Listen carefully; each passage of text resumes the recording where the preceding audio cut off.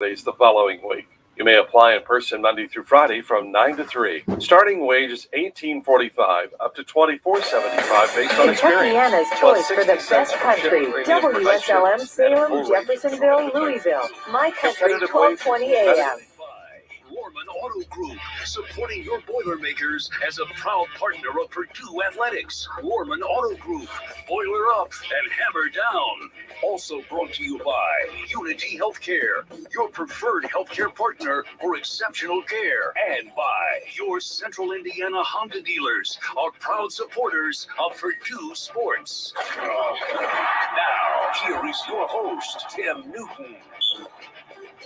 Countdown is on. We're just 10 days away from the kickoff of the 2021 Purdue football season. The Boilermakers will take on the Oregon State Beavers next Saturday, September 4th. It'll be a 7 o'clock kickoff at Ross-Ade Stadium. Good evening, everybody. From Wolfie's in West Lafayette, it is the inaugural Jeff Brom Show of the season. We're glad to have you with us. You can call in your questions or comments to the coach tonight at 888-246-2678. You can also follow along with us tonight on Facebook on the Purdue Athletics site. In addition to having the coach, we're going to hear a little bit later on in the program from offensive lineman Greg Long and also from long snapper Nick Cicchino. We'll have Coach Brown. When we come back, this is the Jeff Brom Show, presented by the Rohrman Automotive Group from Learfield.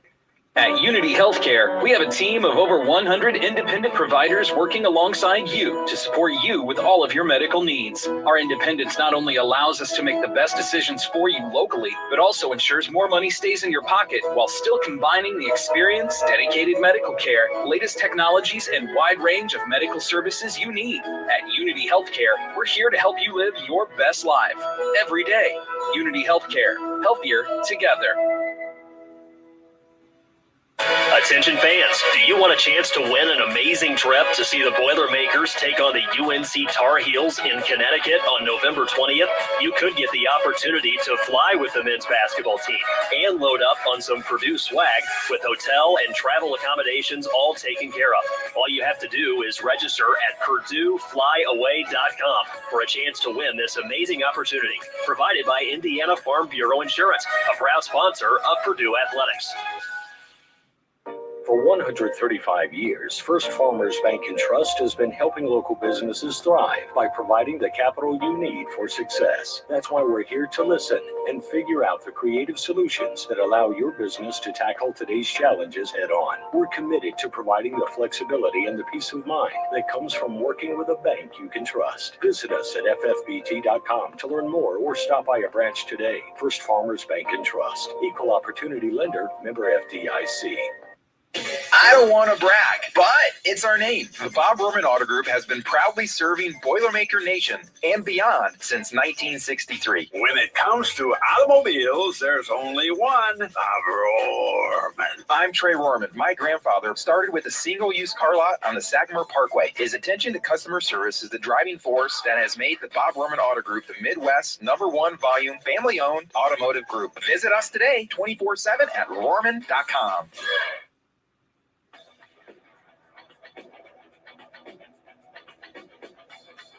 Welcome back to the Jeff Brom Show. We're live this year at Wolfie's Grill with the largest view of the game outside of Ross-Ade Stadium. Along with head coach Jeff Brom, I'm Tim Newton. And Coach, we have been waiting, it seems like forever, for a more normal football season. Let's hope that 2021 is a more normal football season than we had a year ago. Well, we're all excited to get things going. It's right around the corner. Our guys have put in a lot of hard work. I know the fans and football people around the world are ready to get this season kicked off, and it'll be an exciting year. And I know our guys have worked hard. They're looking forward to game one. They know getting off to a good start is important, but at the same time, they know that every week's going to be a new game, and we've got to come to play and try to play our best performance every week. Yeah, we had to play mostly in front of a stands filled with cardboard cutouts last season. It's going to be awesome in 10 nights to hear the crowd roar as you run through the tunnel. And I have a feeling it's going to be a pretty electric atmosphere for that opening game at Ross-Ade. Without question, that's going to be a lot of fun. And when you have people in the stands and you have fans out there and you have families and people that want to enjoy the game of football and have a good time with it in the true college spirit of playing college football, whether it's day or nighttime, that's what makes the game fun. I know our players are excited to to showcase what they're all about. And, we want to make our fans proud, and game one's important. All right, today is day 3 of the fall semester at Purdue. That means classes have started back up, and that means that that fall training camp is over. Can you talk about what you feel like you got accomplished in those couple of weeks?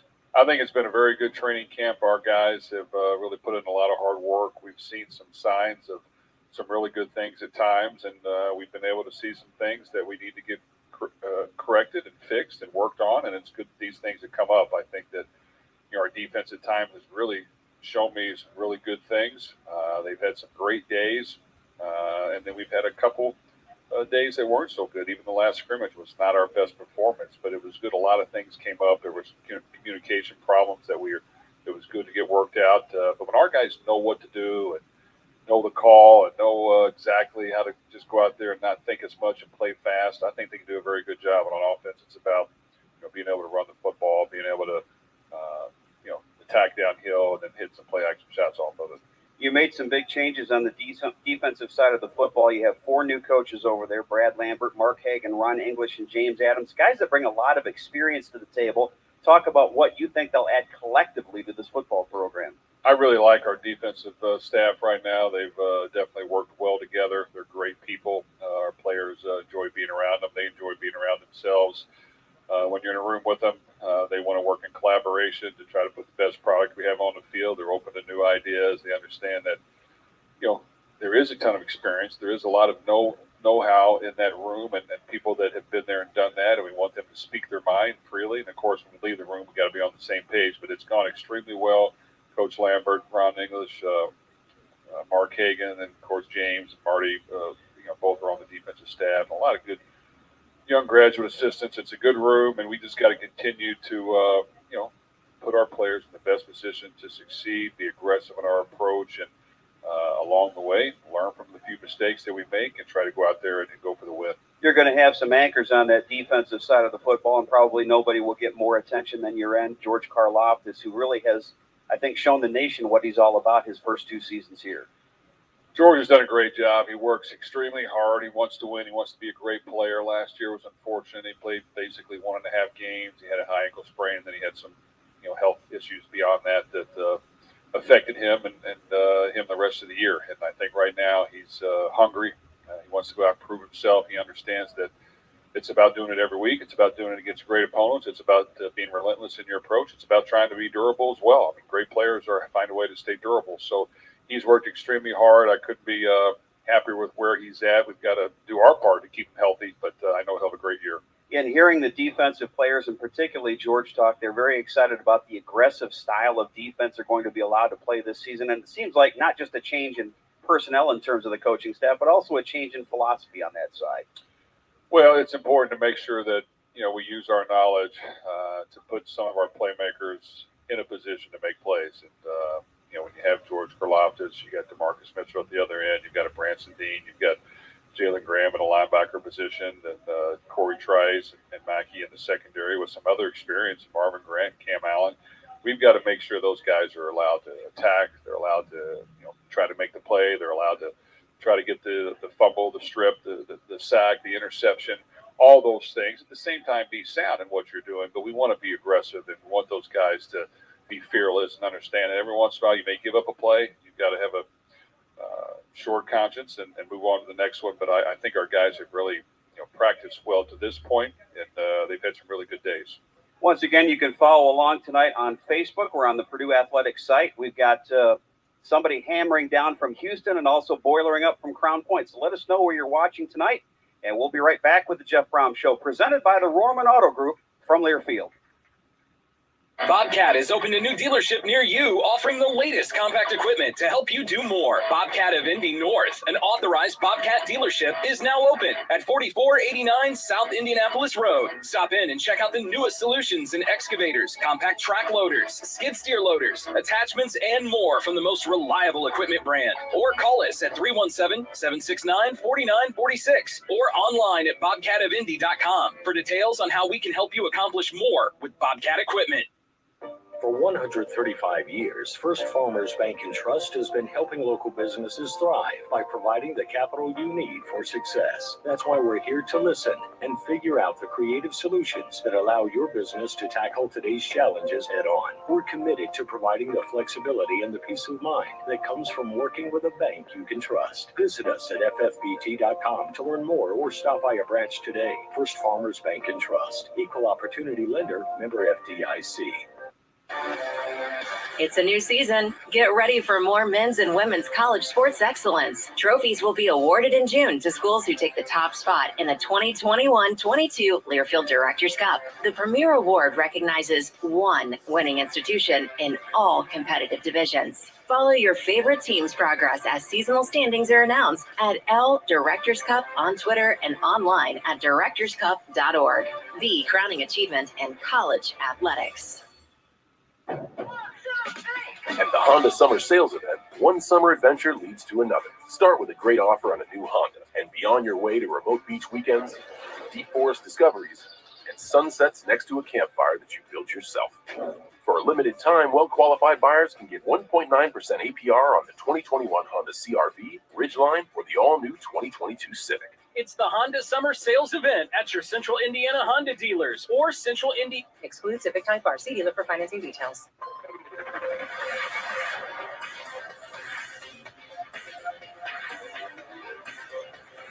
The Roman Auto Group is supporting your Boilermakers as the presenting sponsor of the Jeff Brown Show and proud partner of Purdue Athletics. Roman Automotive Group, boiler up and hammer down. Try to catch up on where we left off here on our Facebook feed. We've got the south side of Lafayette representing here tonight. Hillsdale, Michigan, Indianapolis, Martinsville, Plymouth, Indiana, and Buffalo, Indiana.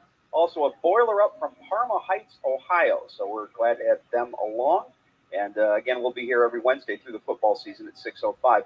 Had a question on Facebook from Caleb. He wants to know the toughest competitions in camp. You had a lot of competitions at a lot of different positions, and I'm sure that some guys are still fighting for those spots. Can you single out maybe one or two positions that you really think have seen keen competition?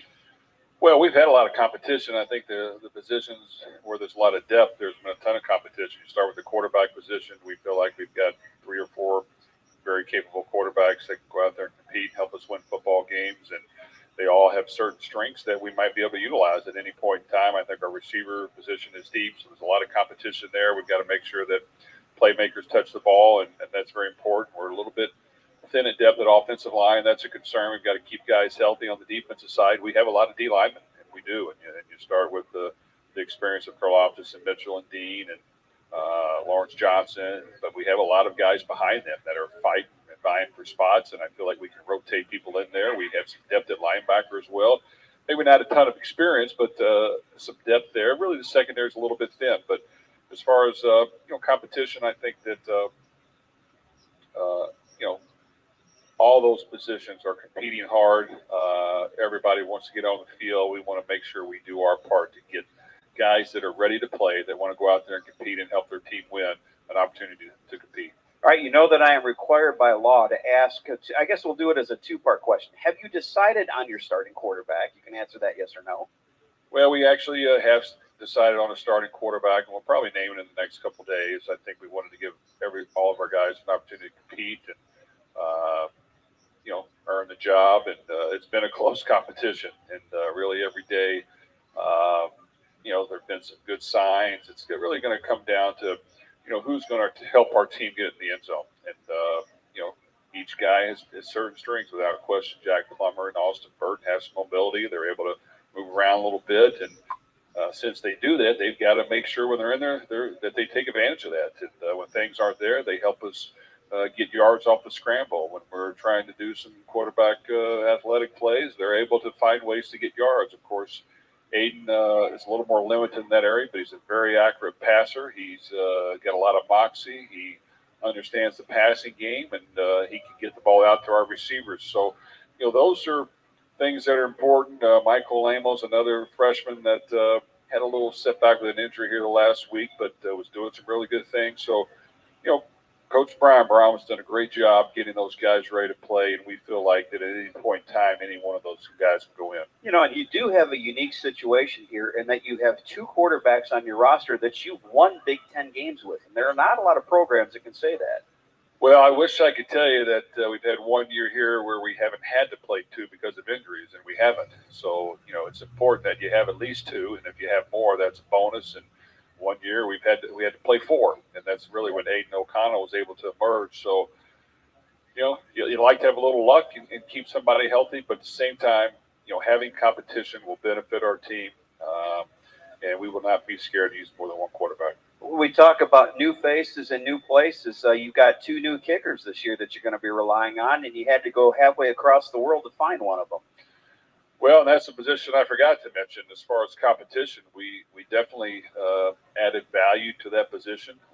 It's been much more competitive. Yes, the place kicker position, Mitchell Finneran has come in, a transfer from Sanford that really has done a great job, and he's had some really, really good days.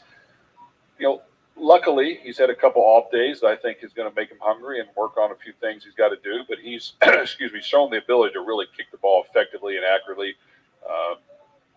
Freehill is the backup kicker right now. He's improved, done some good things. And Edward Dellinger is coming along. So that's some very good competition at the place kicker kickoff position.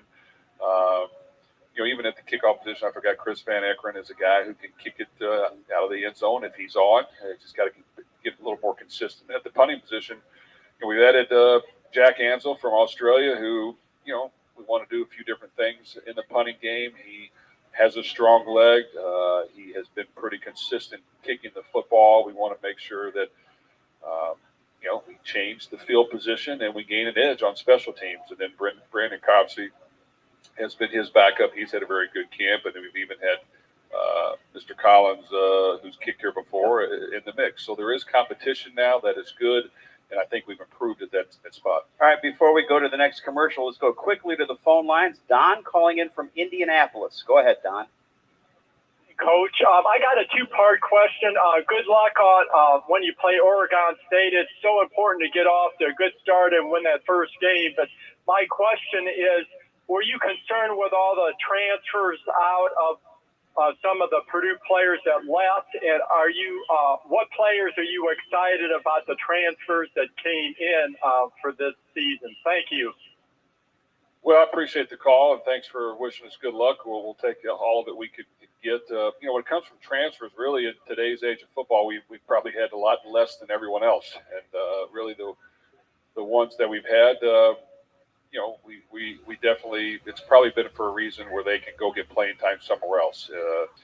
So that's been, we've been very fortunate in that area. We've also added about 9 transfers to help our football team at a lot of different positions, and we feel good about every one of them adding some value. Even at the receiver position, Brock Thompson, we've added Samson James at running back. Tyler Witt is going to be a starting offensive lineman for us that we added at that spot. When you get the defense side of the ball, we've added more guys, 2 defensive linemen that have the chance to go in there and compete and play. Will they start the first game? I'm not for sure, but they will be in the rotation without question. Chris Jefferson in the secondary has done a very good job to this point, a safety from Finley, I think, that really has really played well. So we're excited about that. Jamari Brown is a big corner that we need depth there. He's been a little nicked up this camp. I think he's finally back healthy. He's got to play well for us. So really, there's been quite a few additions every year. It's going to happen, and really probably across college football every year it's going to happen more and more. So you've got to make sure that you're smart, but you analyze your team every year. You do your part to help your team win. And a lot of our players on the team, when transfers come in, they accept them. They understand what they're there for. They fit in well, and we're all out there to try to help those guys have success and win football games. All right, we'll have more with the head coach in 2 minutes. It is the Jeff Brown Show, presented by Bob Rorman Automotive Group from Learfield. At the Honda Summer Sales Event, one summer adventure leads to another. Start with a great offer on a new Honda, and be on your way to remote beach weekends, deep forest discoveries, and sunsets next to a campfire that you built yourself. For a limited time, well-qualified buyers can get 1.9% APR on the 2021 Honda CR-V, Ridgeline, or the all-new 2022 Civic. It's the Honda Summer Sales Event at your Central Indiana Honda dealers or Central Indy. Exclude Civic Type R. See dealer for financing details. There's more to this game than meets the eye. It takes dedication, determination, and a winning team. Same goes for my partners at Intervision Advanced Medical Imaging. Utilizing the latest technology, Intervision uses non-invasive imaging to give you and your doctor the answers you need. Intervision, because it's what's on the inside that counts.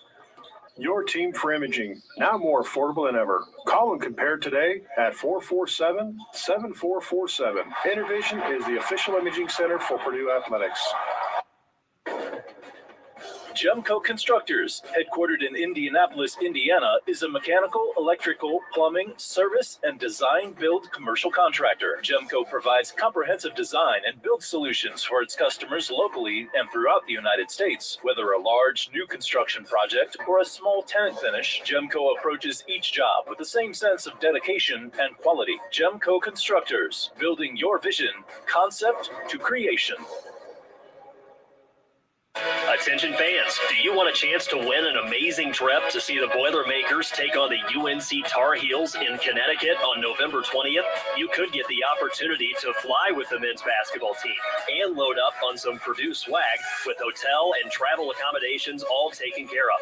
All you have to do is register at PurdueFlyAway.com for a chance to win this amazing opportunity, provided by Indiana Farm Bureau Insurance, a proud sponsor of Purdue Athletics.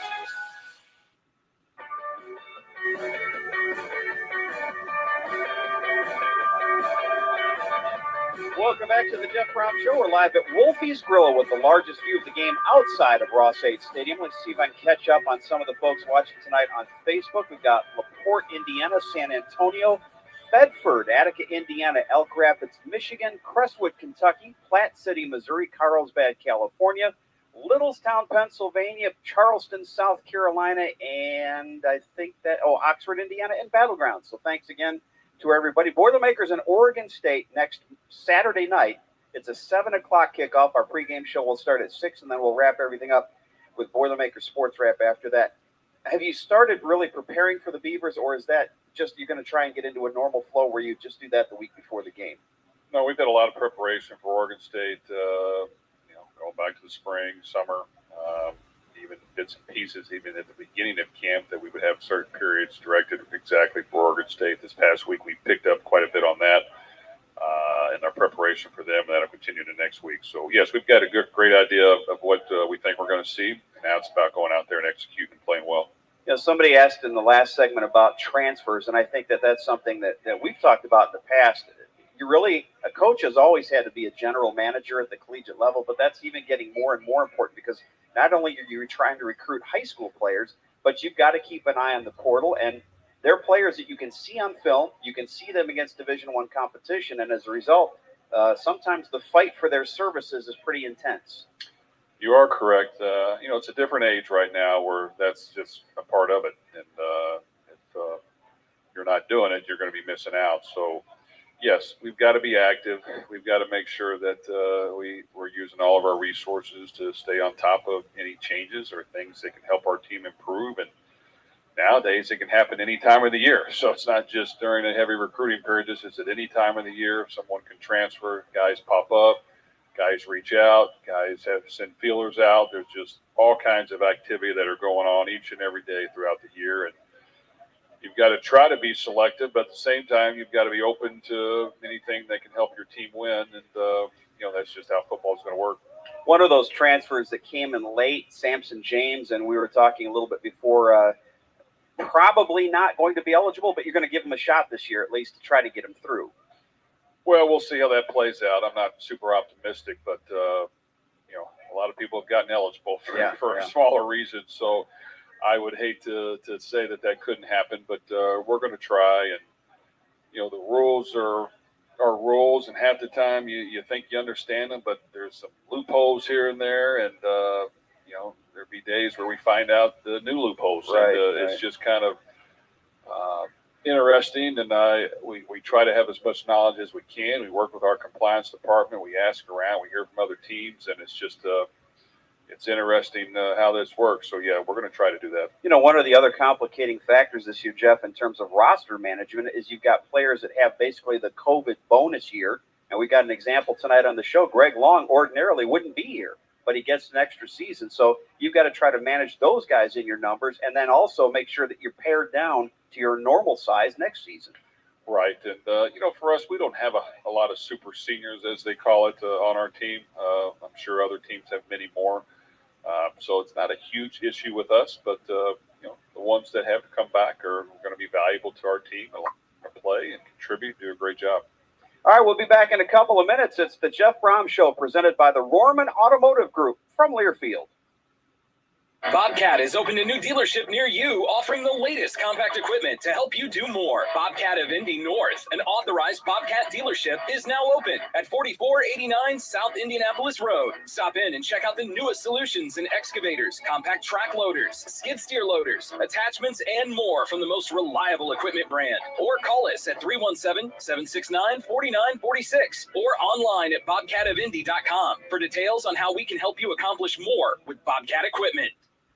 For 135 years, First Farmers Bank and Trust has been helping local businesses thrive by providing the capital you need for success. That's why we're here to listen and figure out the creative solutions that allow your business to tackle today's challenges head on. We're committed to providing the flexibility and the peace of mind that comes from working with a bank you can trust. Visit us at ffbt.com to learn more or stop by a branch today. First Farmers Bank and Trust, equal opportunity lender, member FDIC.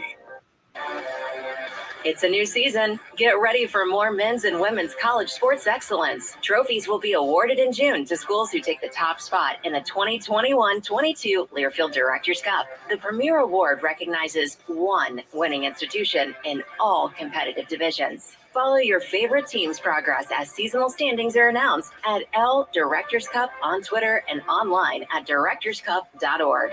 The crowning achievement in college athletics.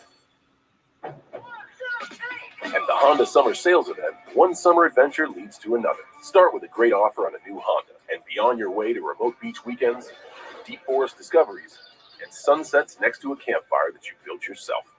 For a limited time, well-qualified buyers can get 1.9% APR on the 2021 Honda CR-V, Ridgeline, or the all-new 2022 Civic. It's the Honda Summer Sales Event at your Central Indiana Honda dealers or Central Indy. Exclude Civic Type R. See dealer for financing details. At Unity Healthcare, we have a team of over 100 independent providers working alongside you to support you with all of your medical needs. Our independence not only allows us to make the best decisions for you locally, but also ensures more money stays in your pocket while still combining the experience, dedicated medical care, latest technologies, and wide range of medical services you need. At Unity Healthcare, we're here to help you live your best life every day. Unity Healthcare, healthier together. Your car may never be worth more than it is right now. If you have 5 minutes, I can prove it to you. I'm Trey Rohrman. Visit Rohrman.com. Click Start Here, enter your license plate number, answer a few short questions, and in a few minutes, we'll give you a fair, guaranteed cash offer to buy your car. Rohrman is your vehicle buying center at your home or at one of our convenient dealerships. Let Rohrman buy your car today. Visit Rohrman.com.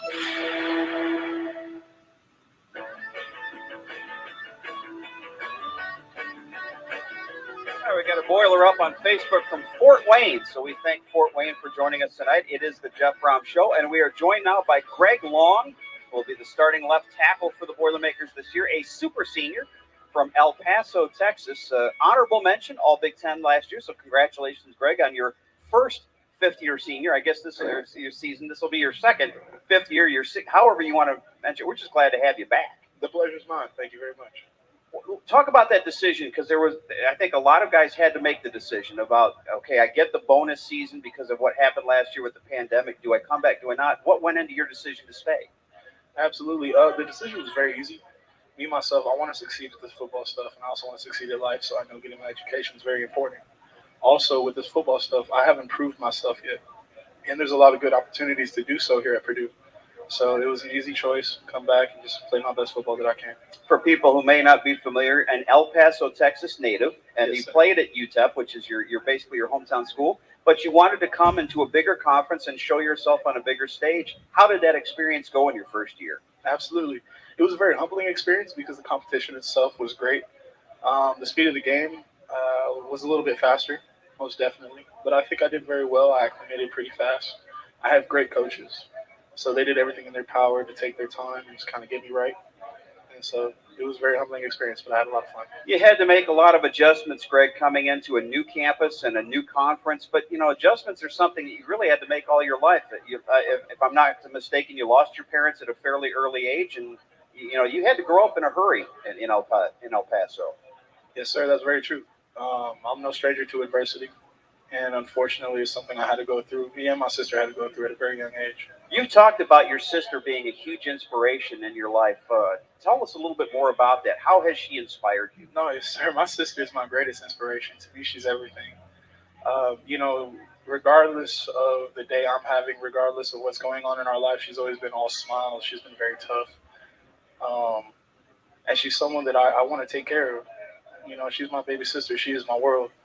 So anything that I can do to change her life and mine, I'm gonna do it. How hard was it to physically be away, though? That El Paso, Texas, to West Lafayette's not something you could drive in an hour. No, sir, not at all.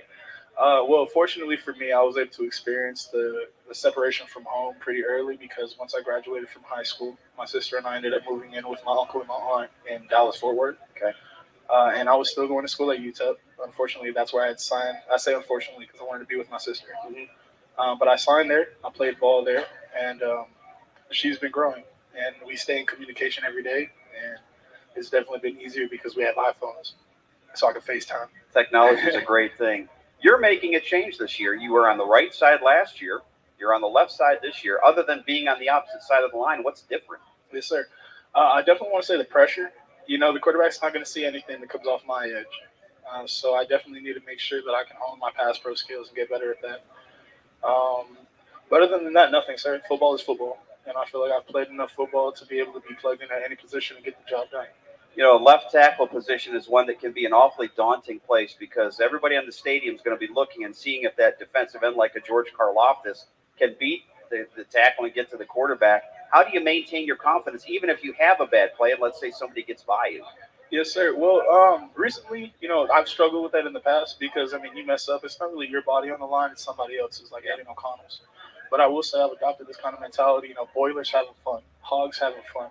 I'm going to go out there and give it my best. And if something bad happens, they're on scholarship too. We're all Big Ten athletes. So I just got to put that play in the past and give it my best foot forward. I mentioned George Karlaftis a minute ago. How is it to go against him in practice? It truly is a privilege. I think he's the best defensive end in the nation. The guy has a huge, a crazy work ethic. So any reps that I get to see, against him, makes me better, win or lose. So I'm getting there. You got to experience Big Ten football last year, Greg, but not the whole thing. You didn't get to see full stadiums. What do you think it's going to be like 10 days from now when you run out into Ross-Ade Stadium and you see a packed stadium full of people? It's going to be chaos, and it's going to be beautiful. We just have to find a way to keep our composure. I'm not a stranger to big games, so I'm very excited. Tell us about the potential for this year's football team. What can this team accomplish? I believe the sky's the limit. We're shooting for a Big Ten championship, but I'm not going to speak on anything because it's 1 week at a time. But I think that one thing the fans are going to see is the Boilermakers are going to grow.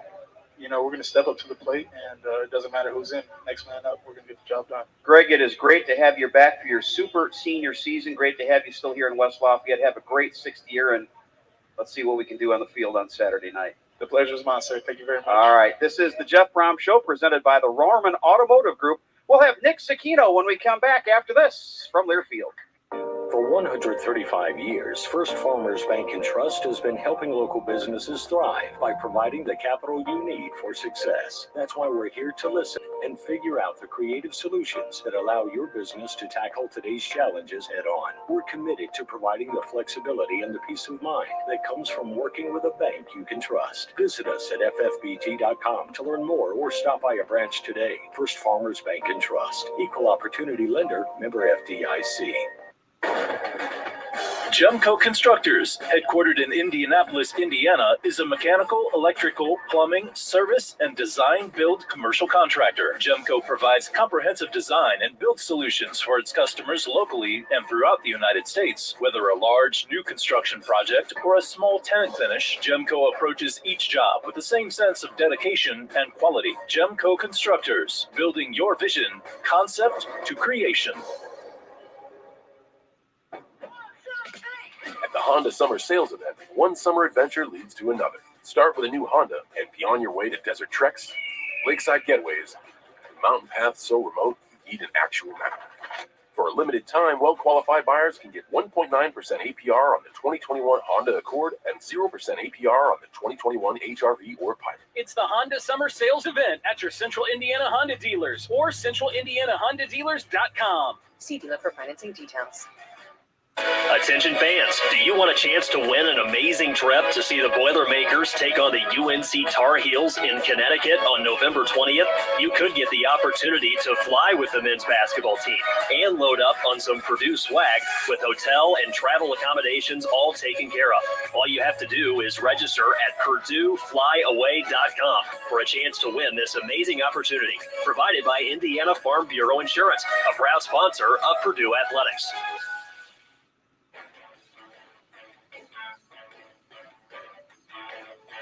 Welcome back to the Jeff Brown Show. We're live at Wolfie's Grill with the largest view of the game outside of Ross-Ade Stadium. We want to say hi to the folks tuning in tonight on Facebook from Plymouth, Minnesota, to Mott, Indiana. I'm going to mispronounce this, I'm sure, but I'm going to say it, Chugiak, Alaska. And I got one here. Let's see. It's from Cedar Grove, New Jersey, and it says Elena Zacchino, and that's your sister.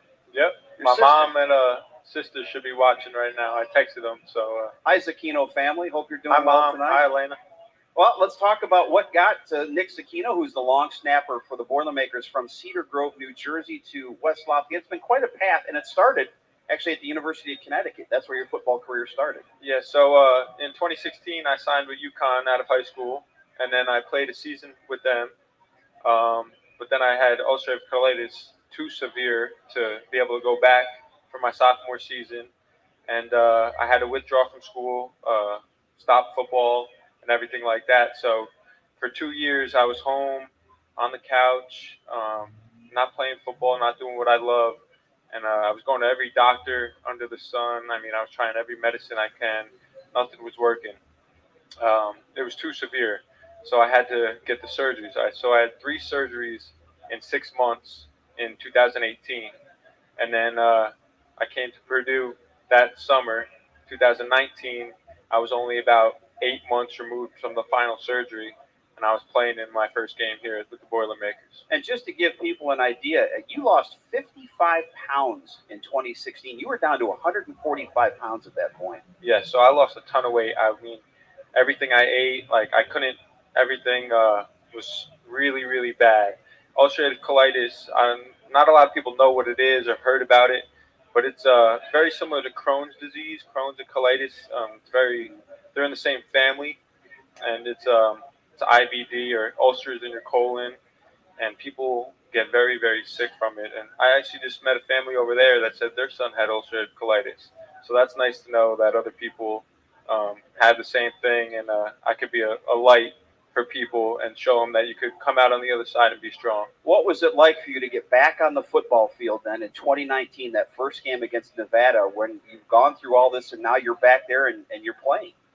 That first game was unbelievable. I know it was Nevada, so it wasn't a huge venue, but it was unbelievable. I still get chills to this day, and even every game we play in, I still just feel blessed and thankful that I'm healthy enough to go out there and play and do what I love.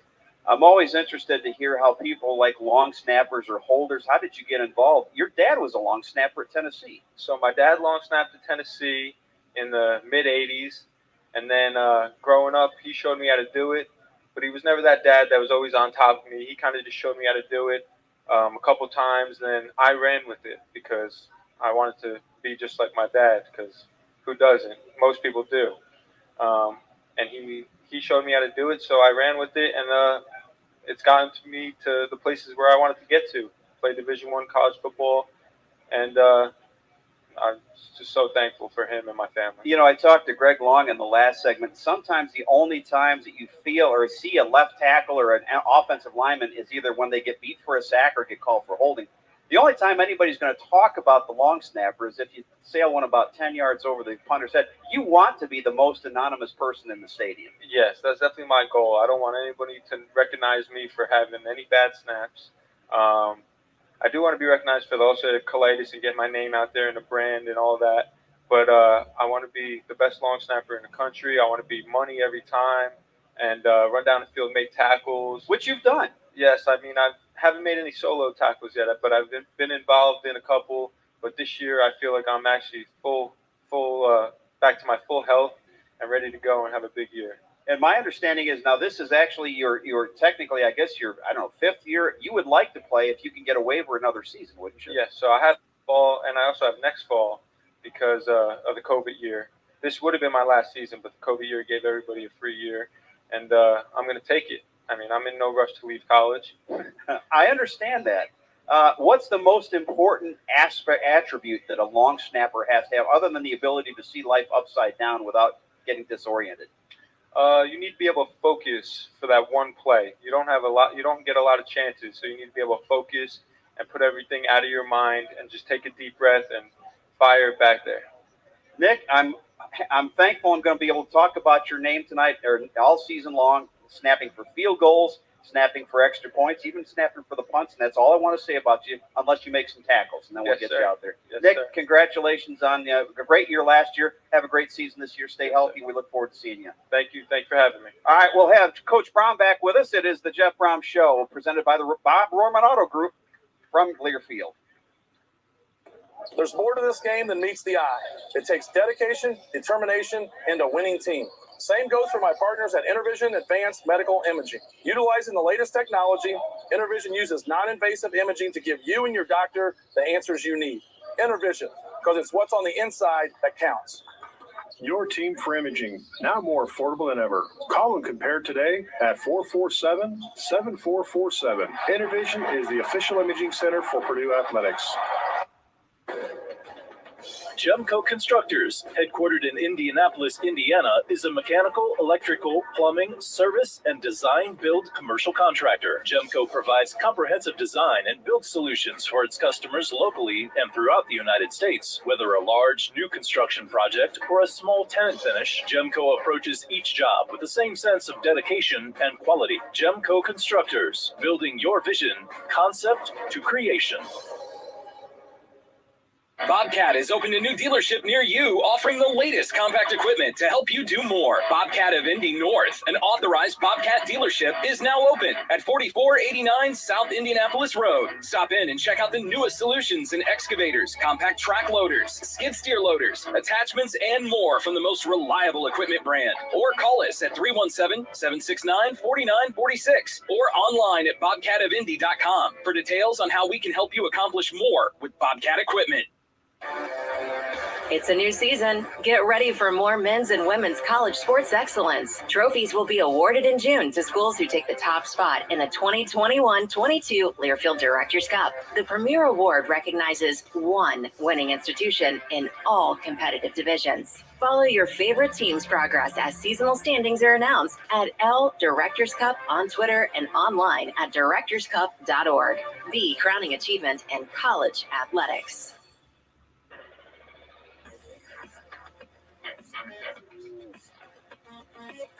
The Rohrman Automotive Group is supporting your Boilermakers as the presenting sponsor of the Jeff Brown Show and proud partner of Purdue Athletics. Rohrman Automotive Group, boiler up and hammer down. Back with the head coach, and hello to people from North Pole, Alaska.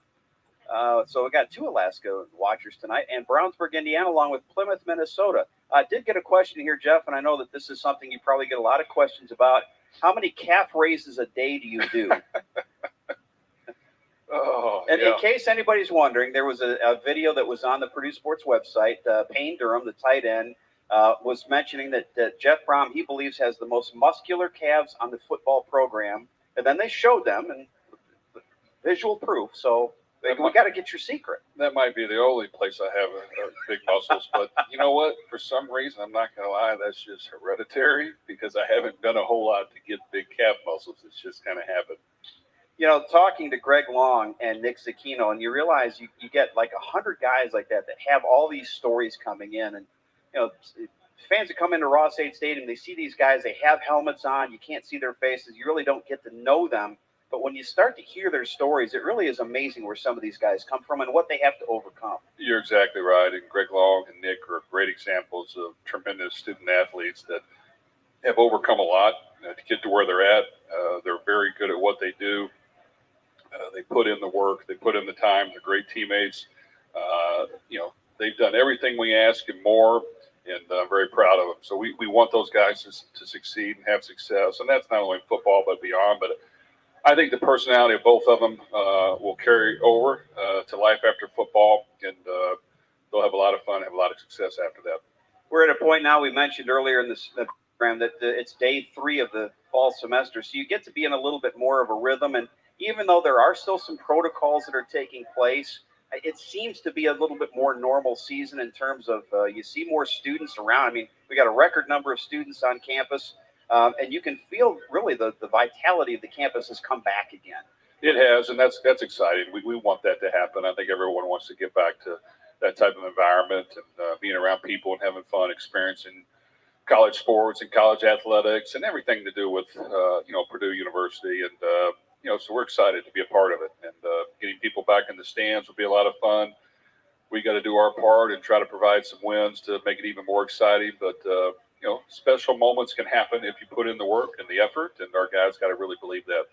It seems like college athletics is always evolving and changing, and we've seen a big thing with the name, image, and likeness. That's become a big part of college athletics now. And I know that Purdue Athletics has teamed with the Krannert School of Management to help student athletes and other students at Purdue take a course on things like personal branding and really try to use that NIL part as a recruiting benefit here at Purdue. I think it could be a plus, and it helps our guys kind of grow up and mature and understand, beyond football, how to make money on their own and the ways to go about that and how to do it the right way. When you look at college football across the country, there might be a few examples where this can get thrown out of whack and people can use that as an advantage. But in general, I think it is a plus, and I think our players can benefit from it. I think it gives them something to work towards, and hopefully, make them mature as an individual so that when football's over, they're ready to go. We've already seen a couple of coaches have expressed a little bit of concern about some inequities. I mean, if you got this guy on this side of the locker room just pulled in $100,000, the other guy on the other side of the locker room, my cash. Well, you're right. I mean, those things for sure can happen. I have seen quite a few, at least guys from articles that I read, just like you all, that seems like they're giving back. They're giving to charities. They're trying to help their teammates out. I think for the most part, that's going to happen a whole lot, but you'll get a few that, without question, will extremely benefit from it. Yeah. You've seen it on some high school players go right to college early because of it. So it'll be interesting. You hope that people are responsible. You hope that people understand that you still got to go out and put the work in and enjoy the game and try to have success. And normally when you do that, good things happen along the way. All right, the final segment of the Jeff Brown Show presented by the Rorman Automotive Group is coming up from Learfield. Attention fans, do you want a chance to win an amazing trip to see the Boilermakers take on the UNC Tar Heels in Connecticut on November 20th? You could get the opportunity to fly with the men's basketball team and load up on some Purdue swag with hotel and travel accommodations all taken care of. All you have to do is register at PurdueFlyAway.com for a chance to win this amazing opportunity, provided by Indiana Farm Bureau Insurance, a proud sponsor of Purdue Athletics. Gemco Constructors, headquartered in Indianapolis, Indiana, is a mechanical, electrical, plumbing, service, and design build commercial contractor. Gemco provides comprehensive design and build solutions for its customers locally and throughout the United States. Whether a large new construction project or a small tenant finish, Gemco approaches each job with the same sense of dedication and quality. Gemco Constructors, building your vision, concept to creation. At Unity Healthcare, we have a team of over 100 independent providers working alongside you to support you with all of your medical needs. Our independence not only allows us to make the best decisions for you locally, but also ensures more money stays in your pocket while still combining the experience, dedicated medical care, latest technologies, and wide range of medical services you need. At Unity Healthcare, we're here to help you live your best life every day. Unity Healthcare, healthier together. Your car may never be worth more than it is right now. If you have 5 minutes, I can prove it to you. I'm Trey Rohrman. Visit Rohrman.com. Click Start Here, enter your license plate number, answer a few short questions, and in a few minutes, we'll give you a fair, guaranteed cash offer to buy your car. Rohrman is your vehicle buying center at your home or at one of our convenient dealerships. Let Rohrman buy your car today. Visit Rohrman.com. Valparaiso and Radcliffe Grove, Indiana. Thank you for tuning in. Again, it's the Jeff Brown Show. We're here every Wednesday through the football season at 6:05. We talked a little bit about George Karloff this week. We'd be remiss if we didn't go on the other side of the ball and talk about a guy that's receiving a lot of preseason accolades, and that's David Bell, who had a tremendous year in 2019, followed that up last year, and you're looking for a big thing from the Indianapolis guy this year. David's worked hard. As you guys know, he's an outstanding player. He's a gamer. He can make the contested catch. He can go get the ball when you need him to. I think he understands, though, that we've got one ball to go around. For us to be successful, we've got to spread it around. We've got to get other people involved. We've got to try to have as balanced attack as we can. We've got to move the ball. We've got to eliminate turnovers, all those things, be physical up front, be physical as a unit. So he wants to win. And, your great players normally step up when their number's called, and he definitely has done that a whole lot. You've got a lot of guys, Jeff, at that receiver position. I think of a guy like Mershawn Rice that just hasn't had a chance to get on the field because of injuries. But in order for, I think, David to be successful, you're going to have other guys step up so that the defenses can't put 2, 3, and 4 guys on him a game. You're exactly right. And, I think we have some playmakers at the receiver position. Some guys maybe haven't played as much, so they've got to prove it in a game, which is always interesting to see them grow and mature on the game field. But a lot of guys have done very good in practice, and they prepare, they've worked hard. Having multiple guys that need the ball in their hand throughout the game can help the others play well and open things up. So we've got to make sure, we spread it around, and we definitely have capable individuals that want to go out there and produce. One of the fellows that raised some eyebrows in your training camp was Dylan Downing, who came to you as a transfer in the backfield, and he's got a chance to get on the field this season. Dylan works extremely hard. He's tough. He's physical. He understands the game of football. He's come in here and just works every day. Does a great job on special teams. Has really been durable at the running back position. He can block. He's physical. He can run the football. He's done a good job of protecting it. In the spring, he had to learn some new things and adjust to that, but has had a very good fall camp. And I think you'll see him on the field a lot, even if it's just a lot of special teams, but also some at running back.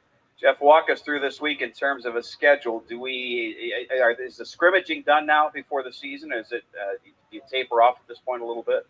Most of the heavy workload is scrimmaging against each other, and live tackle is kind of put aside. Now, we still want to practice fast. We still want to get in good work against ones-on-ones to a certain degree, but we've got to get ready for our opponents. We got to make sure our difference maker players get to the game healthy and fresh, and all of our guys get there healthy and fresh. And, we've had 3 really good days of practice in a row. We'll start to taper it back starting tomorrow a little bit and get them fresh and ready to go. And really Sunday night, we'll practice under the lights to simulate, game time at 7 p.m. and make sure they're accustomed to that. And they'll have the typical day off on Monday, and then we'll get going again on Tuesday. But they're excited to go. They understand that the work has got to be put in, and you've got to go out and produce.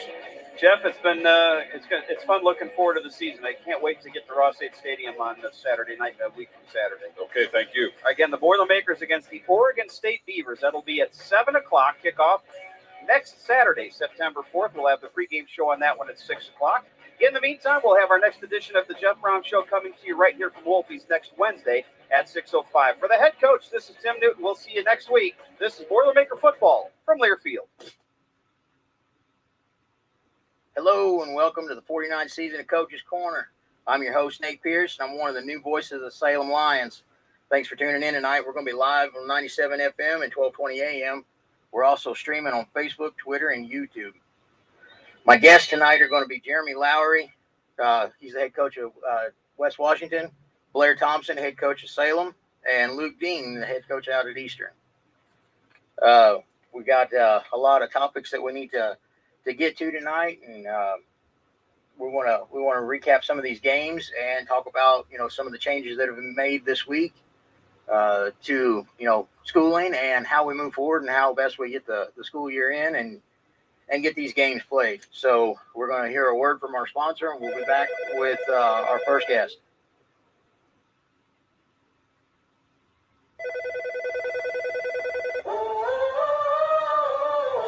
Wouldn't it be great to find a dealer that puts their customer satisfaction over their profits? Well, you have. Betty Gilstrap Motors in Salem, Indiana has been your hometown Ford dealership for over 80 years. No hassle, no pressure, and ranked in the top 6% nationwide for customer service. Specializing in Ford, Chrysler, Dodge, Jeep, and Ram, Eddie Gilstrap Motors is your one-stop shop for your sales, service, and auto body repair needs. Visit us today at EddieGilstrapMotors.com or come see us at 207 South Main Street, downtown Salem, Indiana. Let's get on our feet and give a big hand to the starting lineup at McDonald's here in Salem. The quarter pounder is coming on the field. Filet of fish and those golden delicious fries are warming up on the sidelines. And now for the feature star of the night, the Big Mac. You'll score every time with a hot, fresh meal from McDonald's in Salem, whether you're there for breakfast, lunch, or dinner. Take a time out and stop by before or after the big game to check out their all-day breakfast menu or value menu. Download the McDonald's app and you can get great deals on delicious tastes all day long, including buy 5 McCafe drinks and get 1 free. You'll score every time with the wife and kids when you make a touchdown at the Golden Arches right here in Salem. And don't forget, McDonald's has gift cards so you can give that great fresh taste all season long. Or stop by 601 South Main Street today. And be sure to tune in on Wednesday nights at 7 for WSLM. We're broadcasting live at McDonald's for Coach's Corner. All right, we're back. I'm live now with Coach Jeremy Lowry from West Washington. How you doing tonight, Coach? I'm doing great. How you guys doing? We're doing pretty good. Good to hear that. So how's it feel to get that first win in? Oh, that's always a great feeling to be able to go out week one and get a win in the win column. And your kids, they work so hard all summer long, and you prep and finally Friday night, that first week, you put it all together. We had a bunch of kids getting their first varsity football start they'd ever had in their life, and for those kids to be able to go out and get a win, that was huge and very exciting for us. Yeah, I'm sure it was. It's always exciting whenever you get to play under them lights for the first time and actually be the lead dog out there. So we had a great crowd, and it was just a great atmosphere, and just a real fun night for football. Well, good. I'm glad to hear that. So, from what I heard of the game, you guys kind of had a little bit of a rough first half, kind of getting that started and this and that. Well, whenever you guys went into the locker room, what kind of changes did you make? Well, we moved the ball really well throughout the night. Kind of a lot of, well, first of all, hats off to Eastern. Played a great football game, very well coached football team. Coach Dean and his staff had them ready to play, and hats off to them. But as the first half kind of unfolded, we felt like we had a lot of self-inflicted wounds, and just kind of more go into half and you just try to take care of your own problems. Like what we like to call control the controllables. Yeah. Try to, we had some early turnovers in the game and some situations down in the red zone where we came up, didn't get away with some points when we probably should have, and had a couple of alignment issues on defense, and just kind of, took care of all those little, a lot of cases, a lot of little things add up to big things, so we just kind of took care of all those little things and came out and took control of the game in the second half and, got the win. Very good, yeah, and what a win it was. It's always good to get to play one of those county rivals and get the W. So what? Absolutely. Put me in the mindset of what it's like in that locker room when you go in at the half. What were those words of wisdom? What was that speech like? Well, hats off to our staff. We have a very experienced staff at West Washington, and it was on display at halftime. We got together, we talked briefly, and then we got in front of the kids and made the necessary adjustments, and there was a couple individual breakouts by positions, and just got everything taken care of that we needed to, and went out in the second half and took care of business. Very good, very good. So obviously there's been some setbacks with COVID and all going on. So you guys are not going to get to play Clarksville this week, correct? Yes, sir. So we will be quarantined until September the 7th, and that includes all extracurricular activities. So that's going to put Mitchell out too as well then, huh? Yes, sir. We've got a little bit of time off, and just going to try to make the best of a hard situation, and that's all you can do. Oftentimes, game of football, there's adversity, and you always have to deal with adversity, and this is no different.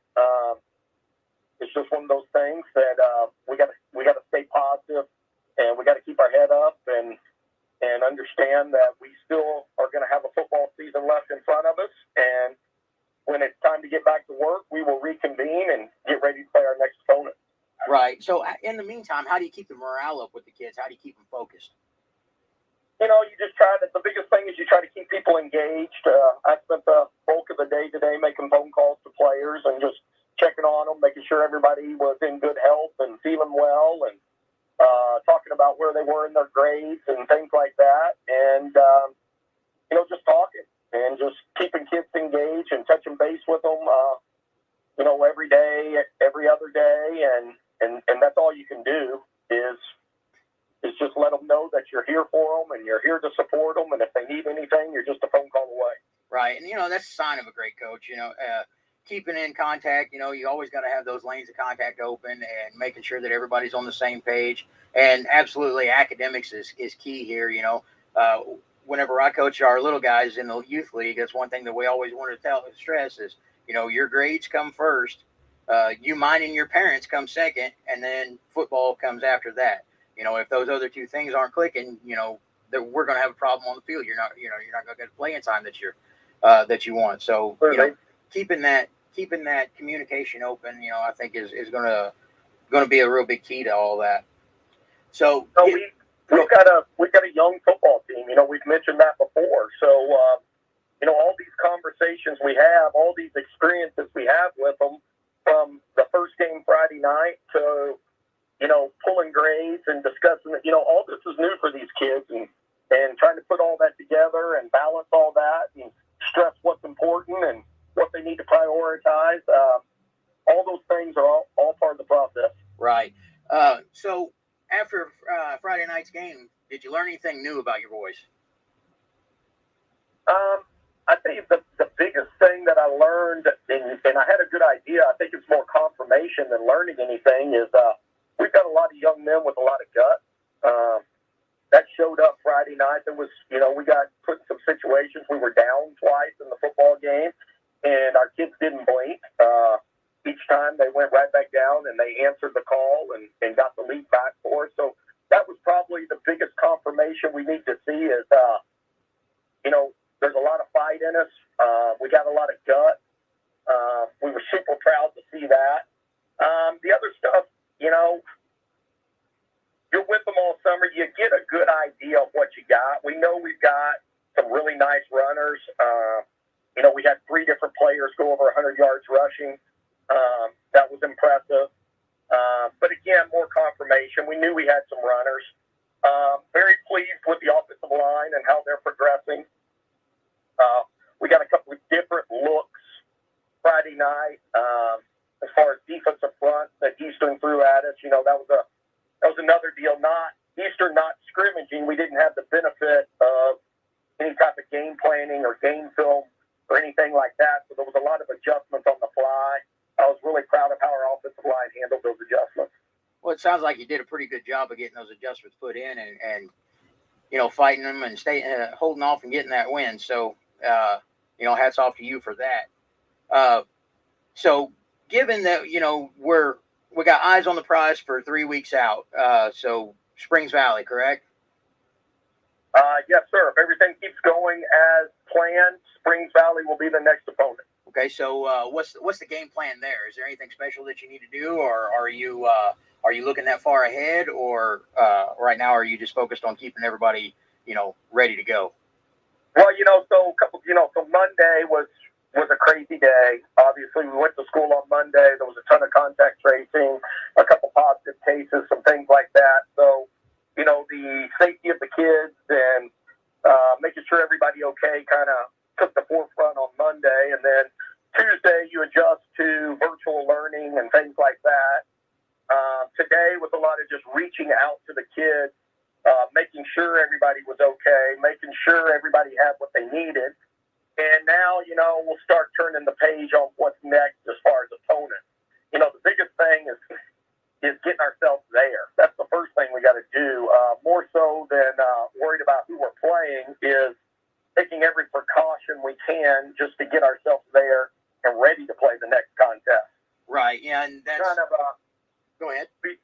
We're like everybody else. We take a lot of pride in preparation and breaking down the opponent and game planning and stuff like that. But I'll also tell you that always first and forefront with us is taking care of ourselves and controlling what we can control in our football team. And we've already got a list of priorities of things that we've got to do just in general as a football team to get better as we move forward. So that stuff will always take precedent over the opponent. Right, and that goes back to that controlling the controllables that you were talking about earlier. It kind of translates right over into this whole situation as well. Yeah, there's certain things you got to be able to do to have success on a Friday night, and that really doesn't matter who you're playing. And there's several of those things that we've really got to invest in. We turned the ball over too many times Friday night. We had too many penalties. Really. We were -1 in the turnover ratio. Our goal was always +2.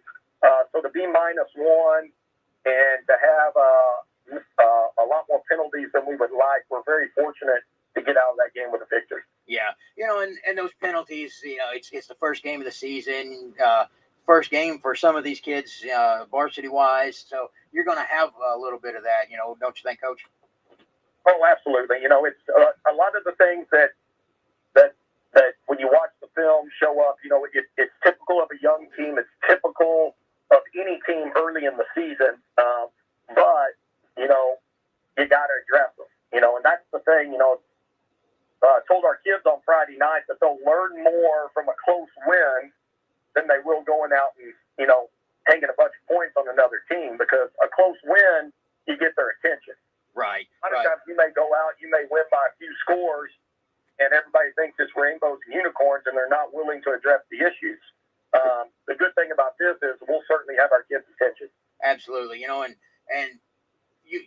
all that stuff's going to clean up, and everybody's going to get back in the rhythm of things, and maybe those refs are needing to get a little frustration out too, so they might throw a couple of extra flags out there, but it's part of the game, and you got to take the bad with the good. And like you said, those close games, those are always the best games to watch. They're such nail biters that get everybody excited. Everybody's on their feet, and you like you said, you get more of a learn out of that than you do just taking somebody to the whipping post. Absolutely, you certainly learn more from those games. You learn a lot about your kids and what they're made of and things like that. Right. So with the protocols and everything that are going on, do you see any? Is there any scenario where we might be able to get maybe back to that Mitchell game? That's above my pay rate. I understand. My job is to coach football at West Washington, and I'm going to prepare our team whenever they tell me I can prepare my team. I certainly respect the leadership at our school, and I totally understand why we're doing what we're doing, and we're putting the health of our students and our faculty first, and that's exactly what we should be doing. But as soon as I get the green light, we'll go back to practicing football and get ready to play a football game. Great. Well, Coach, I think that's all I got for you tonight. I appreciate you coming on. We'll try to reconvene and see how it goes next Wednesday. Does that work for you? Yes, sir. We really appreciate it. All right. Well, that's been Jeremy Lowry, guys. He's coach out at West Washington, and we'll try to keep up with them and keep everybody up to date on how everything goes. Thanks a lot, Coach. Yeah, y'all have a great night. All right, you too. All right, so we're going to take a commercial break here, and then we're going to think we're going to have Coach Blair Thompson on next when we come back. Meadowview and Salem Crossing are the best choices for helping you recover. Our Moving Forward Rehabilitation Program offers a full range of therapies. We're here to help you return home safely with the skills you need to live life on your own terms. Meadowview and Salem Crossing, two great options for your rehabilitation. To learn more, visit asccare.com or call 888-996-8272. Caring people make the difference. You can feel it the minute you walk into Salem Crossing. Experts in long-term care, not just doing a job, but following a calling. They're here to help you and your family find answers and solutions and peace of mind. In fact, they become an extension of your family.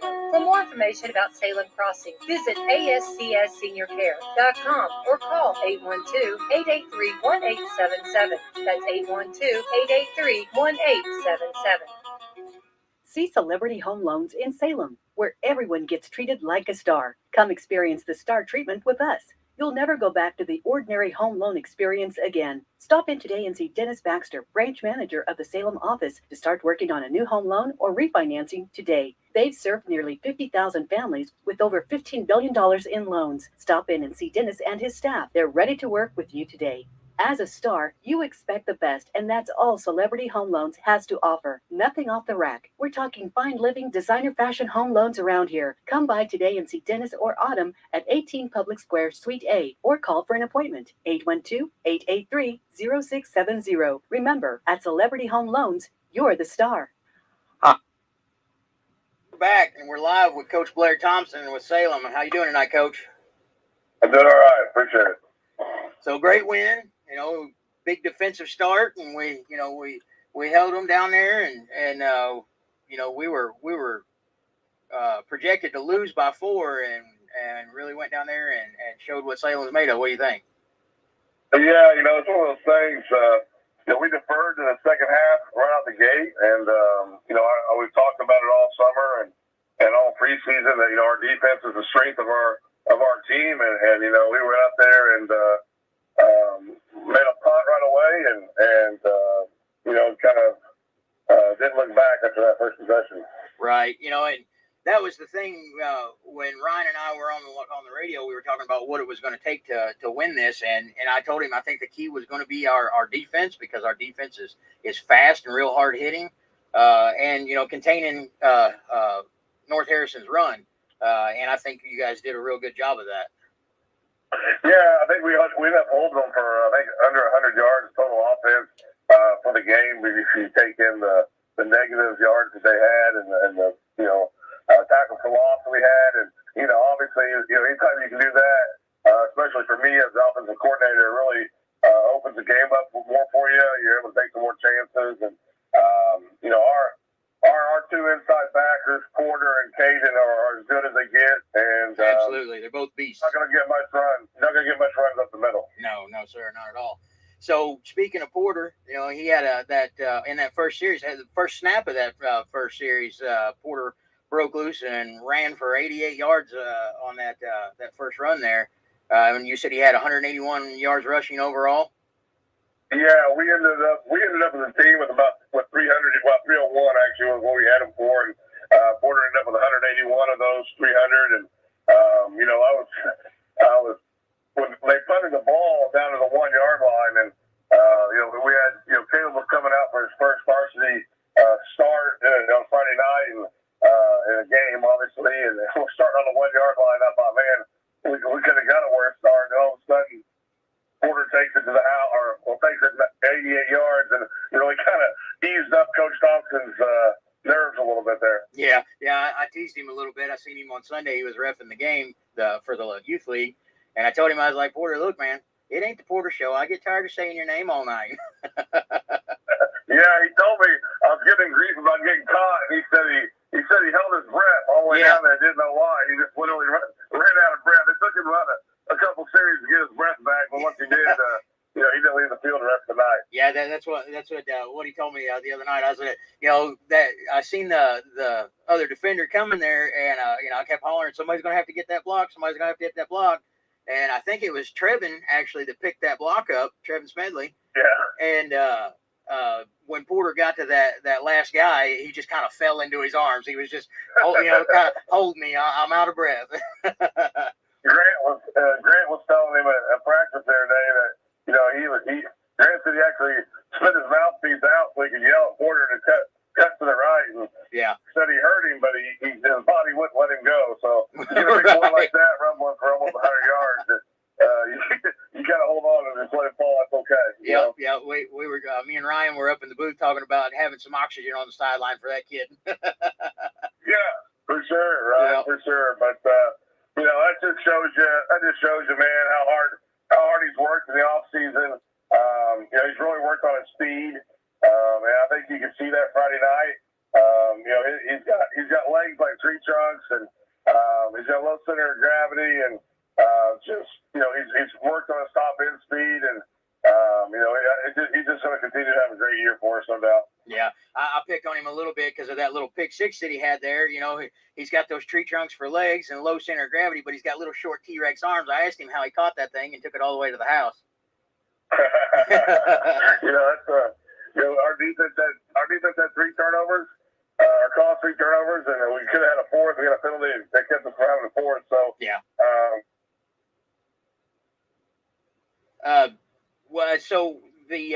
I seen you guys got away from your regular package there and kind of went into that bone package. It didn't work too well, so you went back. What was the hiccup there? Well, we had they jumped into a 5-3, a 5-man front down there in the goal line, and we kind of expected that. And the plan was to let Danny kind of just fall in behind all 3 of those backs of the bone and kind of sneak out the side, and we had a guy penetrate the line, and it didn't work out. So luckily for me. We left some points on the table there, and our defense picked it up very next play and got us in. So, it's one of those things where, when you got a lead and you're comfortable that the defense is stopping them, and you got to see those things in action to see if they're going to work or not, right? Right. So, you got to get a good look at everything, and why not when you're up, instead of just shoving the JV in there to finish it out, might as well try to work a few things out against another opponent.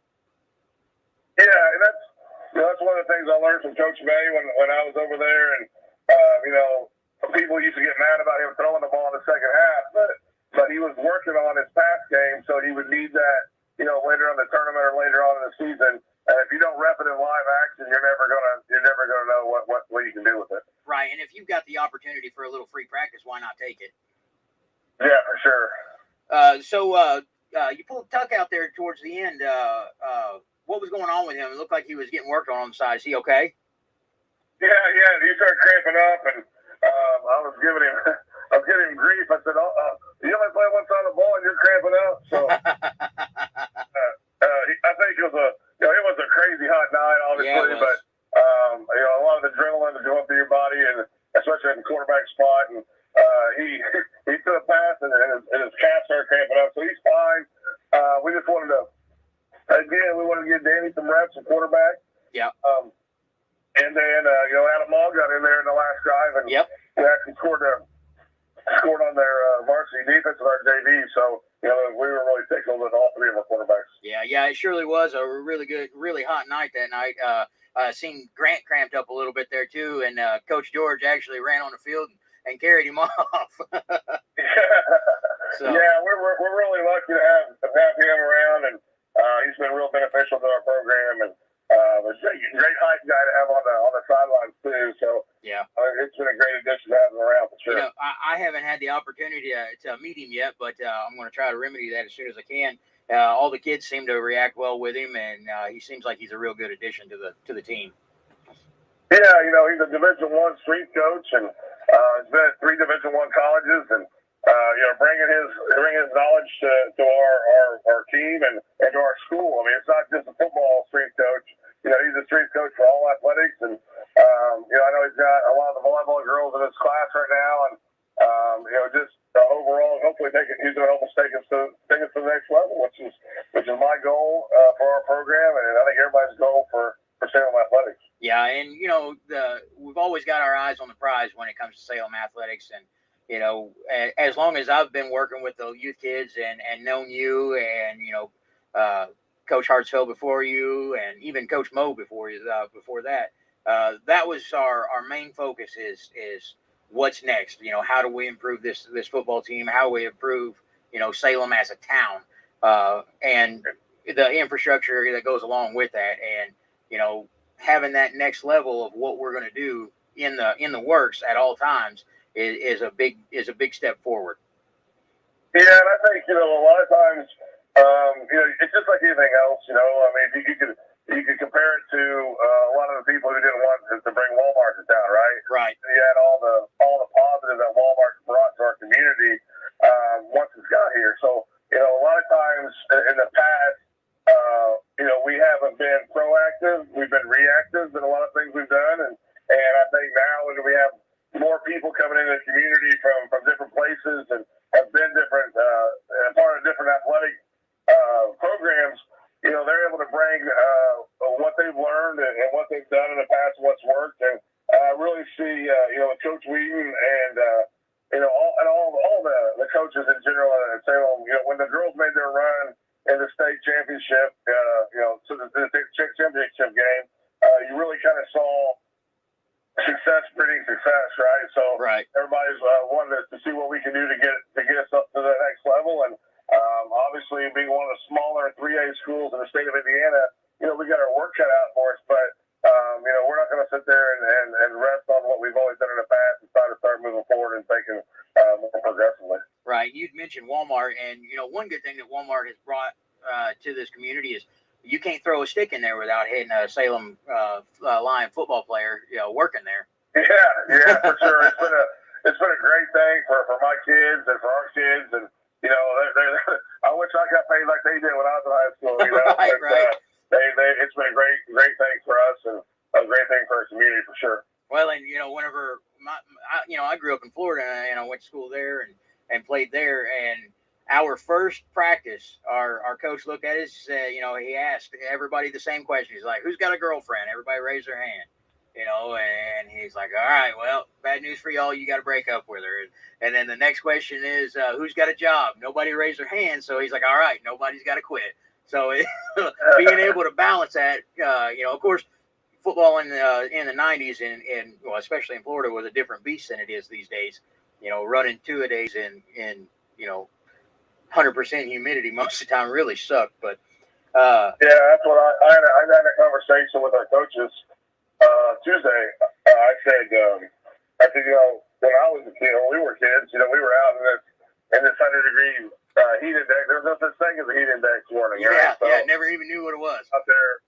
Yeah, right. Practicing for 3 hours and beating the tar out of each other for three hours and not taking anything out of it. But now in my old age, I step out there and just sweat. So yeah, it is what it is for sure. Yep. So one thing I noticed, and it's something that's kind of been a tradition for many years, noticing that how well Salem's football travels with our fans. I looked across the field Friday night, and there was nothing but a sea of black and gold, and at North Harrison, it's really, you kind of put that in perspective, because usually half of those fans over there are North Harrison's fans sitting on the bank up there. But this game, there were, it was all black and gold over there for the most part. And, even through whenever you were coaching at the middle school, this class of kids, it seems like we travel very well. And I think that really helps out boost the kids' confidence going forward. What do you think? Yeah, and I told the kids the other night, we had our Midnight Madness and all the people that were at Midnight Madness. Yeah, and that was a huge success. Hanging around 12:30, and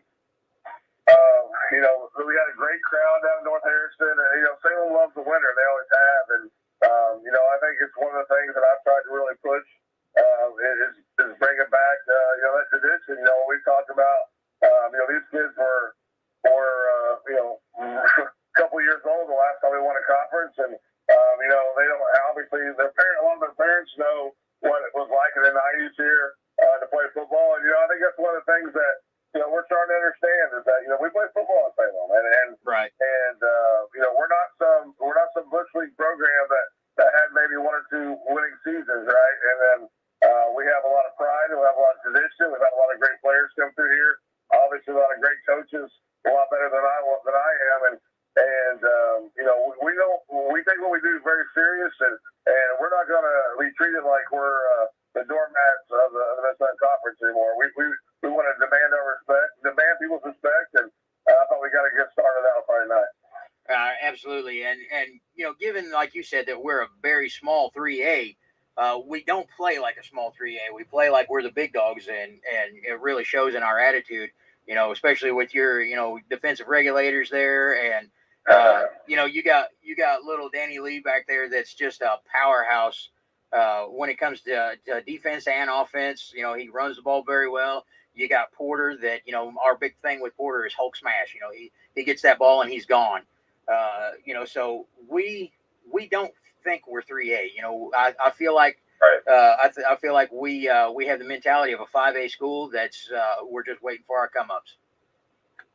Yeah, I think that you mentioned the defense, and we don't have a lot of size, right? But we're really, really fast, and speed was the difference in Friday night's game. And it's one of the things that I tell the kids is we're not scared. We'll play anybody anywhere, and I know that's cliche, but we're going to give you the best effort that we can every Friday night, and we're going to show up, and we don't do a lot of talking. It's just business-like atmosphere, and we're going to go down. And I told them, obviously we want to win every game we play, but for me, the biggest goal is that when you get down playing Salem, you played Salem because you can feel it. You're going to remember that name. More physical and get after it. Right now, getting back to this defense, because it's such a big part of what we do here at Salem and what your program is putting forward. A couple of guys that had just really great games. You mentioned one, Caden Cologne. That kid's a killer. He's such an unassuming kid. He's kind of quiet for the most part, but when he's on that field, he speaks with his actions. And then you had Mason Gilstrap had a heck of a game the other night, and I said his name many, many times during the course of the evening. And I've coached that kid since he was in third grade, and he was always a killer, and he's not letting up on the gas. No, and I mean, you go through our defense, you got Caden, Caden slimmed down, and he's moving better than he ever has before. You got Caden and Porter that are seniors. You got Danny and Malachi. Malachi led us in tackles Friday night. Yep. Those two guys are seniors on the edge. You got Keenan and Cook in the middle, and Kelder, all three seniors down low. And, Sammy Lyles just came over. He's playing with us. He's a senior. And then in the backfield, you got Grant at safety and Mason at safety. The only two kids that aren't seniors are Justin and Hayden. And Justin Stevens played his absolute best football game for us. Man, I tell you what, that kid was on fire Friday night. He was absolutely on fire Friday night. His open field tackle was phenomenal. He's coming off of a broken leg in basketball, and he didn't miss a beat. You wouldn't know that had you just been watching the stands on Friday. Right. Well, we're going to have to talk about the elephant in the room here, which is going virtual, and we're canceling a couple of games due to COVID. And with that shutdown, how do you prepare for Brownstown? Because we're not going to get to play the Creek next week, and we're not going to get to play Scottsburg, correct? Yeah, right. So when we get to come back, we get to go to Elm Street. Right. Coming off beating them last year, and so that'll be. I know that's a game that Coach May circled probably for 300 days so far. But we had a positive case on the team, and it knocked us out. And we had one on the JV team. We found out on Tuesday morning. After JV had a nice win against North Harrison, 18-6. Yep. And then last night about 10 o'clock, I got a phone call this morning at 10 o'clock, I got a phone call that we had another player tested positive, and this time it was a senior, and it's the safety of our kids and the health of our kids is most important. And obviously we're really disappointed. We had a great game playing against Silver Creek, and we were all really excited to get that opportunity to play Friday night, and it was military appreciation night, so we were excited about that as well. And yeah, and that kind of goes out the window now. I was really excited for that for myself. It was really hard today. We called all the boys down into the presentation room, and I had to get up in front of them and tell them, what was taking place. And it was one of the hardest things that I've had to do as a coach. And it was, there were tears that were flowing, and this is something that we've talked about since these boys were in 7th grade, right? Right. We were gonna win the Mid-Southern Conference, and we were gonna hang the numbers on the back of the press box at the end of the year. And we're going to miss 2 games.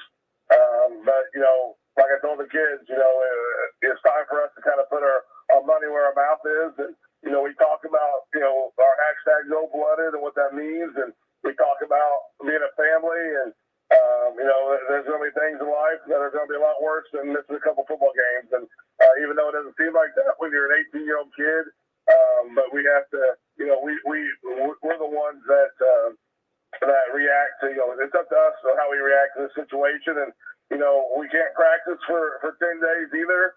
We'll have about 5 practices before the Brownstown game. And, we'll be ready.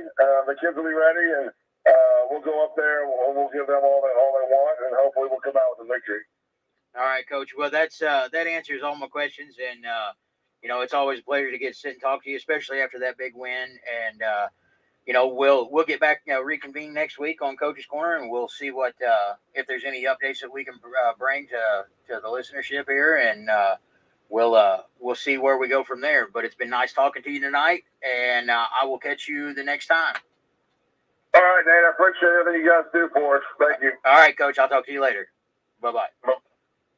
All right, guys. We're going to go to a commercial break, and then we're going to come back with Luke Dean from Eastern.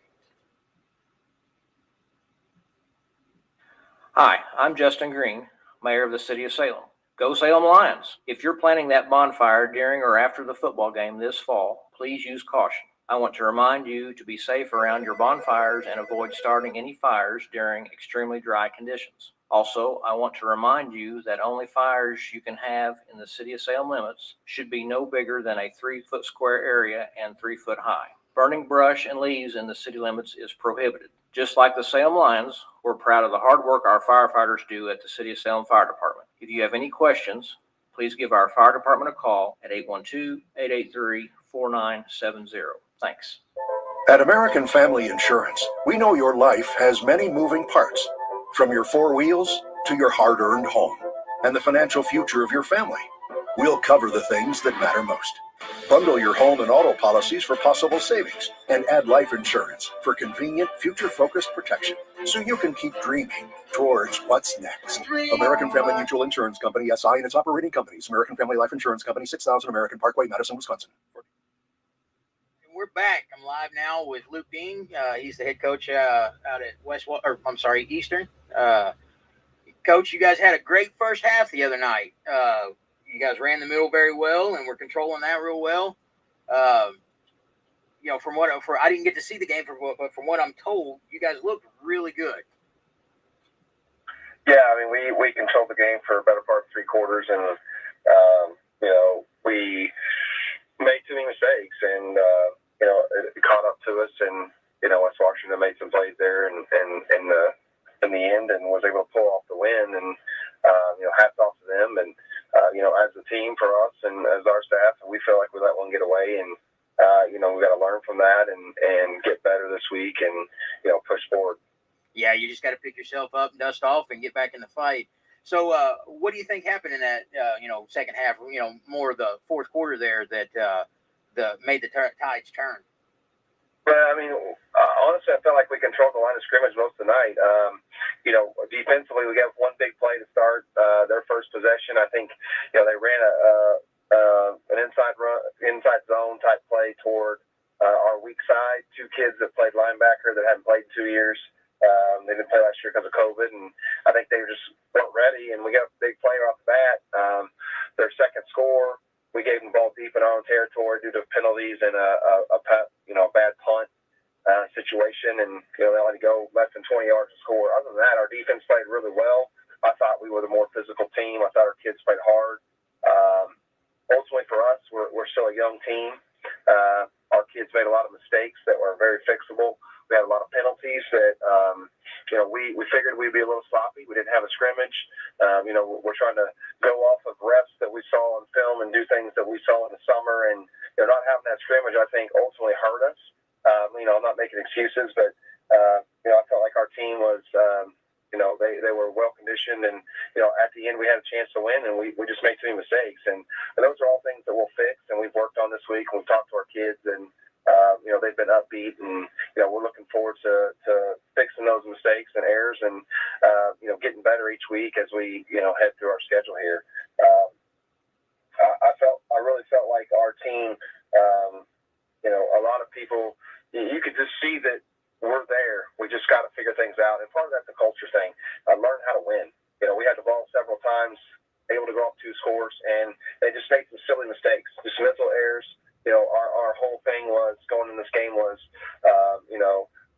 really good effort. We want extreme effort, and we want impeccable focus. And the focus wasn't there. The effort was there, and the focus was not. And that's something we have to learn. And we're with only 14 juniors and seniors on our squad, and some of those kids not really contributing. We have a lot of young kids, and just overcoming those mistakes. And even from a perspective of not from in the what people notice in the stands, but we lined up wrong a lot. We called strength wrong a lot. Just a lot of little things that, a lot of the common people won't understand or see that we didn't do correctly that we got to fix moving forward. And I think that's going to ultimately help us be the team that we think we can be and that we want to be. Yeah. I had the opportunity to speak with Coach Lowry just a little bit ago, and, same thing, I'm, talking to him, those close games like that, they're always, fun games to watch. They're entertaining for the fans, but they're also the games that you learn more about your team during, you learn about, the mistakes that are made and this and that. What did you learn from your team, and what do you think you're going to have to adjust moving forward, or if anything? I think one thing I learned is that this team's different. This is a different team than what we've had in the past. We have a lot more ability. We have a lot more. We're more of a team. And I think that looking back at the teams I've had here at Eastern, we've had kids that have been more talented, but we haven't had a better team. We just got to fix our mistakes. I really felt like they had a hard time stopping our inside run game, and really we stopped ourselves in most scenarios when we didn't score. And that's just what we got to fix, and that's just part of learning and having a team that's young, and just overcoming those mistakes is really going to help us. I feel like it's a tough schedule we play, and we really feel good about what we have, and moving forward, we just have to correct those, and that's something we focused on this week in practice. And one of the big things was we had penalties and turnovers at really bad times. In the second half, we come out and got a stop right off the bat. We're still up 16-14 at that point. We hit the ball, we're at 3rd and 1, and we don't snap the ball on time. Oh, no. And then we're 3rd and 6, and then we get a grounding penalty, and all of a sudden we went from 3rd and 1 to 4th and 28. And that's kind of how the night went. Like I said, the second drive, offensive drive was similar. We got a penalty on the, Roper broke a big play and scored, and on the PAT, or the 2-point conversion, we got a horse collar penalty, so then they're kicking at the 45. They pinned us deep. We get 2 penalties to start the drive. Ultimately gave them the ball in 20, and, we got in the 4th down, and then we got in the 3rd down, and it's just one of those kind of nights where we kept getting in our own way, it felt like, and this is something we got to fix. I was proud of our defense. They got put in tough situations a lot. They were physical. They played hard. We stopped their edge rushing game that we felt like they were really wanting to do. But we got to do better, as far as just the penalties and mistakes, and making plays at crucial times. And that's something that we've had a problem with here in my time, 7 years, that we've got to learn to get past those mental mistakes. And part of that is I feel like it's just pressure of winning, and just understanding the moment, and kind of taking that and making the most of it rather than worrying about what could go wrong. Right. And most of those little mistakes that you're talking about, that's, a lot of that probably had to do with first game jitters, and that's stuff that you're going to, it sucks that you lose a game to that, but it gets those, it gets it out of the way right away so that you guys can learn from that and move forward. And I wouldn't say it's more jitters, just more of you're always a little sloppy for the week one. You're always going to have more penalties. You're going to have some things that happen that you won't have happen later in the season. Not having the scrimmage, I felt like it was a little bit more. But, we got the ball to start the game, and we drove right down and did exactly what we wanted to do and punched in and scored and got the 2-more conversion.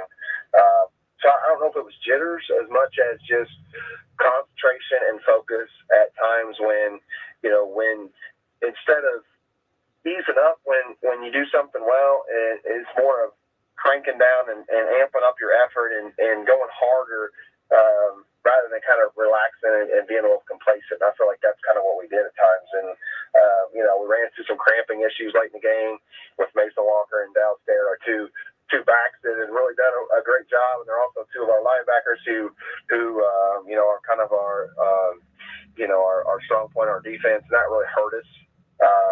It's a hot night, and you got kids playing both ways, and you expect that a little bit. And, but we had Brayton Jones, a freshman kid, come in. He's a big kid, running back, 6'2", 235. He come in, and I think he had over 50 yards in the last drive as we're driving down trying to tie the game. So we had some bright spots. I mean, our offensive line did a great job. Michael Abney, Talon Smith, Matthew Johnson, Caleb King, Waylon Perez, they did a great job all night. We controlled the line of scrimmage up front and did some great things. We just got to keep pushing forward. We were proud of our kids. I told them they gave me the best effort that we've had. We didn't quit. We didn't act tired. We didn't do any of those things that we've seen in the past. It's just that focus. We got to focus better. We can't make those mental mistakes in the crucial times, and it's just something we got to grow on. And part of that's culture. We talked about that today. We got a little weather at practice, got some lightning, and we kind of pulled the kids in and just talked to our younger guys about culture change and just understanding that this is a choice, and we have to overcome these things and understand that winning is a choice and losing is a choice, and we're capable of doing either one. It's just what do you want to do and what do you want to create as far as effort and all those things and focus and how far can you take it, and that's where we're at. We feel like we've got a great squad. We've got a lot of kids playing. We got a lot of talent. We got a lot of young talent, and it's just developing that depth and keep moving forward. And we've had a good week of practice. I was disappointed in our passing game on Friday. We come out and had a big play right off the bat in the passing game that got called back. After that, we didn't do a whole lot in the passing game, and it's there. We've been able to pass the ball and do some things offensively that I haven't seen in my 7 years, and we've been doing that in practice, and it's got to translate to the game field, and that's something that we've just got to do a better job of. Right. So next week you guys got Crawford County, and they're coming off a big win with 33-8 over Switzerland County. Are they looking like a team that's going to be a contender, or what's your game plan for them? Our biggest thing is play our game. I feel like we're going to be more physical up front, and I feel like we can run the ball. I feel like we can show that we can pass the ball a lot better than what we did on Friday night, and I think that's the key. I think we'll wear them down. Our front's big, and we're athletic, and we can do some things that I think are going to give them problems. And they had a great win, and that was good for them. I know they hadn't had a regular season win in a couple years, and going on the road and playing in a tough game like that for them was, I know, important. And I'm sure they're hyped up to play us this week as their opening home game. There were a lot of rumors. If we minimize those mental mistakes and don't turn the ball over and play physical, I think we're going to be fine. And for us, it's about righting the ship here, and because the loss Friday night hurt. It hurt, and it hurt me a lot. It was a tough weekend for me just because I knew how close we were, and we let that slip away. And I know that our kids felt the same way, and they don't want to lose. And it's been a tough go for us as far as our young kids, because we've got a lot of young kids that are talented that didn't get a scrimmage, and then week one they didn't get a JV game, and so we've got some old guys that are chomping at the bit to get a win on Friday night, and we got some young guys who are dying to get into play. So we'll see how things go, and I feel like our team is heading in the right direction, and we just got to keep working. And like I said, the focus, the focus and the mental aspect is the biggest thing for us, because the physical ability is there, and we just got to learn to win. Right, and you were saying that it was a tough loss, and you guys were pretty upset over that. But I tell you what, if I were you guys, I wouldn't hang your head over that loss. You guys, the whole night, I was excited getting the reports of how you guys were doing. It's a tough road to hoe. Getting back into the swing of things. But as far as your program goes, that was the most exciting that I've seen the fans with you guys for a long time, and I was really happy to see the moves that you guys are making down there. So definitely don't hang your heads over that, and stay focused on that next win. Your first win, that next game that's coming, and keep your eyes on the prize. One thing I wanted to talk to you about is, you guys are the only school in the county still doing in-person schooling. Is that likely to change, and what kind of precautions are you guys taking to keep that from happening? Yeah, I think, first of all, going back to what you said, for us and our kids, there's no moral victories. And I understand that we had some people excited, and we're grateful that we had fans and they're excited. And, last year was a tough year, but we were fully expecting to win that game. And that's the mindset we have to continue to have moving forward if we're going to change this culture. Absolutely. And that's something we keep pressing every day, and we will continue to press. And our kids have to understand that you have to excel in those moments to get to that, and that's what we're trying to teach them. And once winning or losing can be a habit, and right now losing has been a habit down here, and we've got to change that. And being close is not something we want to do. Right. We fully expected to win that game, and we had a lot of tears and upset kids that we didn't win Friday, but we pointed out why, and let's work on that, and let's fix it and move them forward, because that's all you can do, and that's life. Right, absolutely. I think that's important for us as far as just our program. Our kids have worked hard, and I think it showed, and it showed in a lot of ways Friday night, which is good. And that's positive things that we want in our program and positives for our kids. But ultimately, we want to win, and that's our goal. Going back to the COVID stuff, I think it's one of those things where things have been going really well, and it can turn on you pretty quick, and you don't know. As an administrator in the school and a football coach, we're trying to do everything we can within our control, and that's what we've talked about to our kids is just control what you can control. We don't have a mask mandate, but if kids, we encourage kids to wear masks if they can, and that kind of thing, and just trying to be proactive. I think that's the key, and you just precautions and trying to do things that you can control in these situations, because most of it is uncontrollable. Absolutely.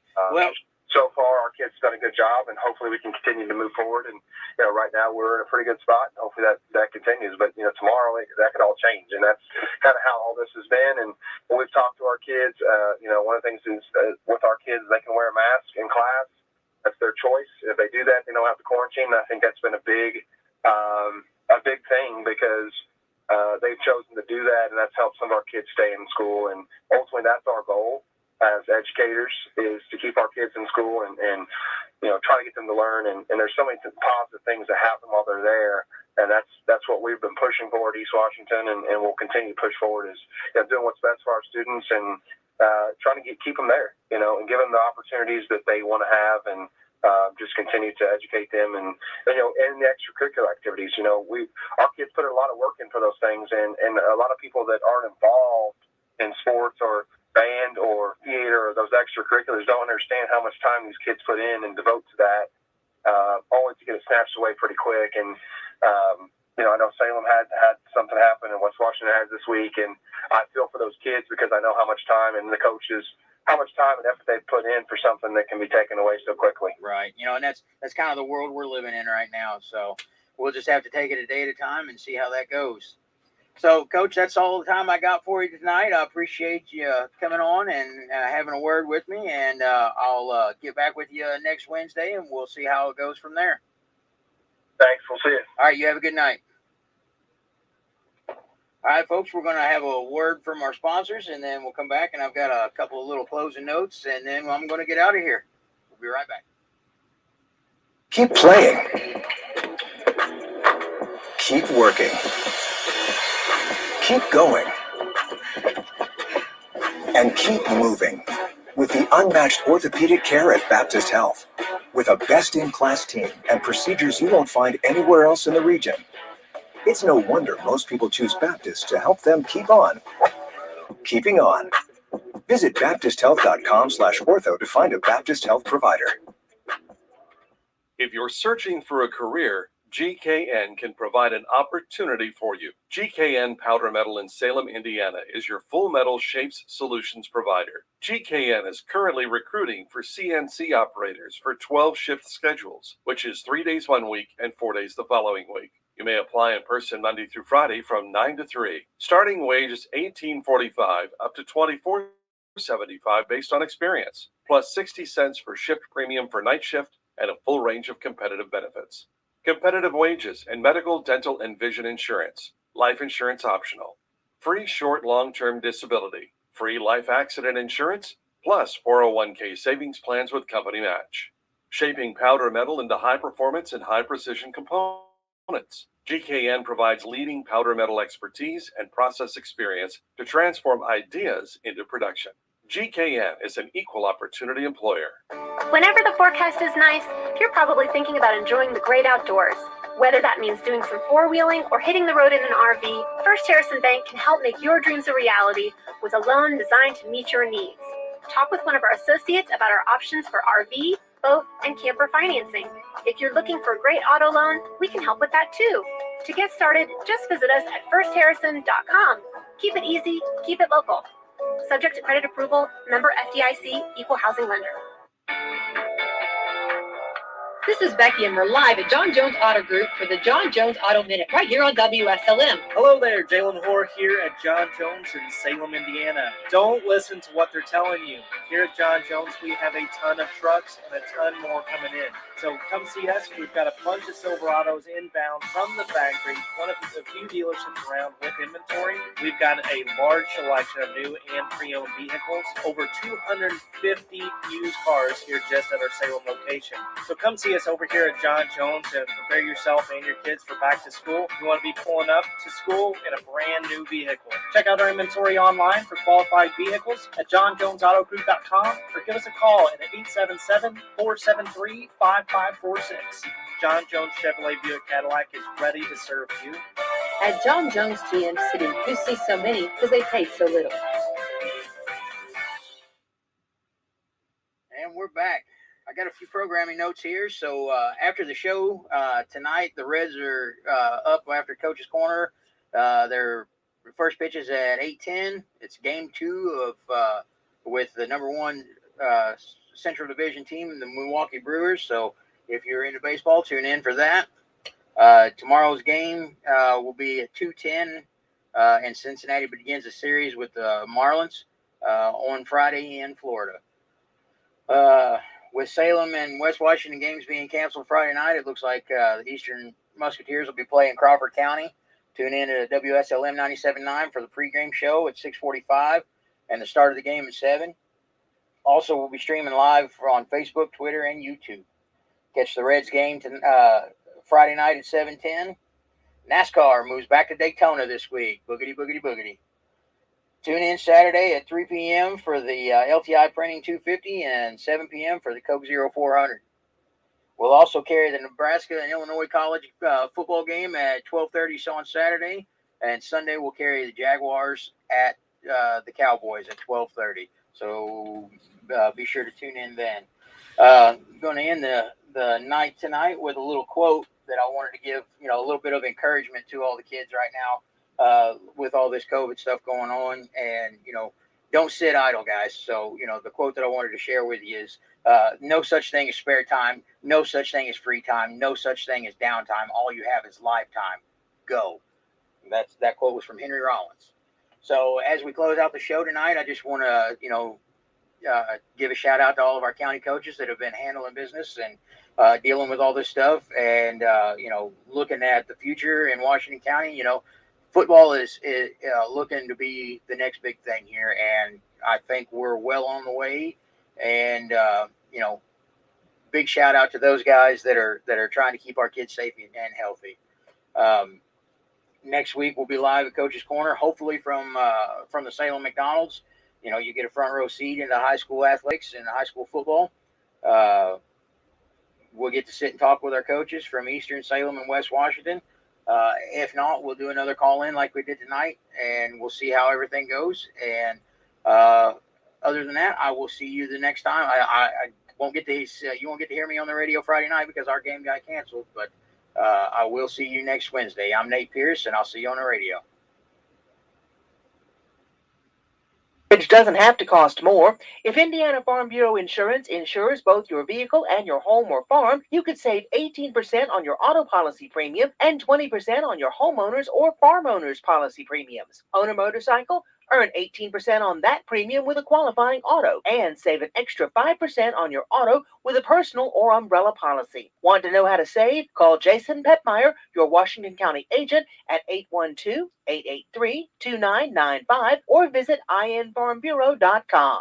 Join us for season 49 of Coach's Corner here on WSLM Radio. First started in 1972, we are proud to continue Coach's Corner on WSLM for our listeners to get to know the coaches, players, and staff of each local school and get the X's and O's each from Eastern, Salem, and West Washington. We have Luke Dean, Blair Thompson, and Jeremy Lowry with us tonight. You'll be hearing from Nate Pierce, one of the new voices of the Salem Lions boys varsity football. He'll be joining you live from Salem McDonald's and talking with our coaches for each Wednesday's program. Tune in for a front row seat to high school sports on WSLM 97.9 FM and WSLM 1220 AM. Along with live streaming on Facebook, Twitter, and YouTube. Also, catch the Jeff Brom Show at 6:05 and stay with us for the Tom Allen Show at 8 p.m. This is This Date in Reds Baseball with team historian Greg Rhodes. A thin wisp of a player, an outfielder, made his debut in a Reds uniform on this date,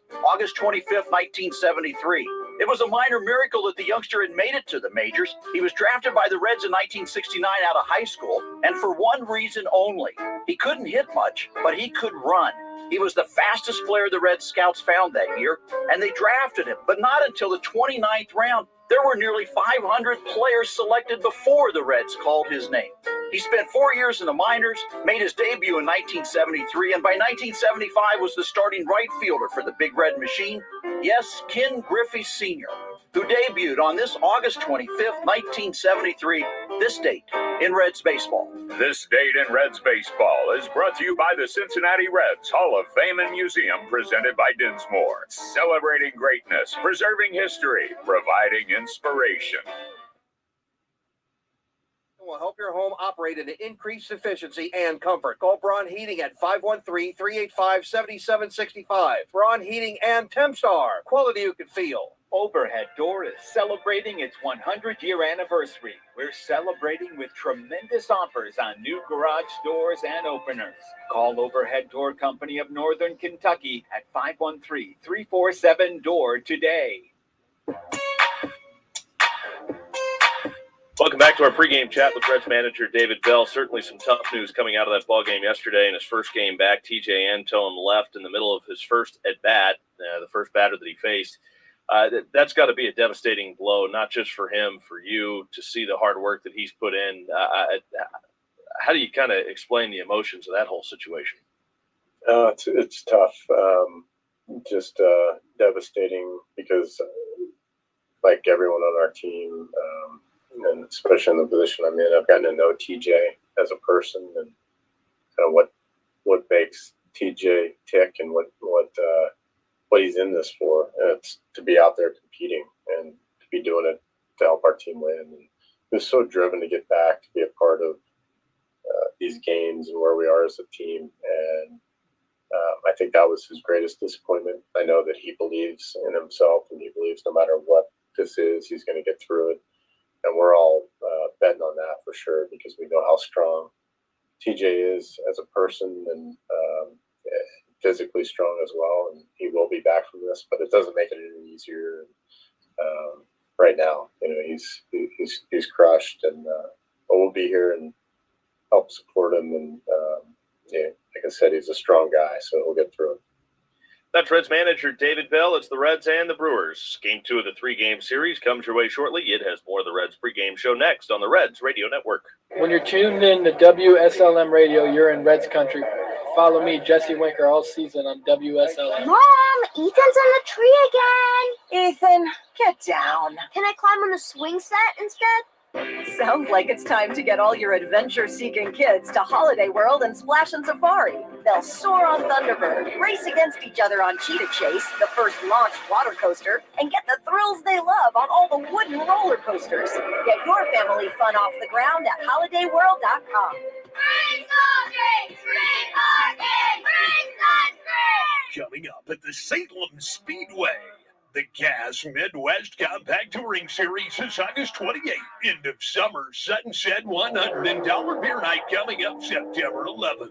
Come see the Mud Drags on September 25th and the ARCA Menard Series Fall Classic on October 2nd. The end of the season ends with the High Banks Beatdown Demo Derby on October 8th and 9th, and the season-ending 33rd Annual Halloween 200 on October 24th.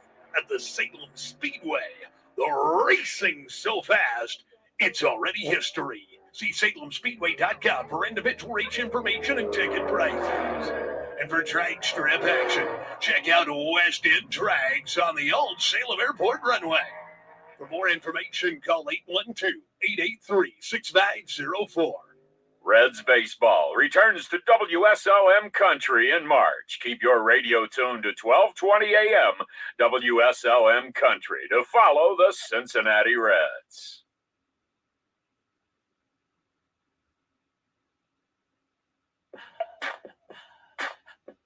Here's tonight's pitching matchup for Milwaukee. It's right-hander Brandon Woodruff. He's 7-7 with a 2.48 ERA.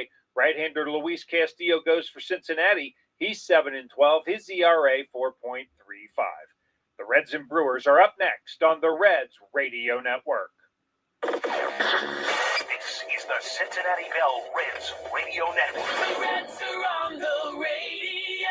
Reds baseball is brought to you by PNC, the official bank of the Cincinnati Reds. PNC, make today the day. AAA, the triple that gets you home. Visit AAA.com to learn.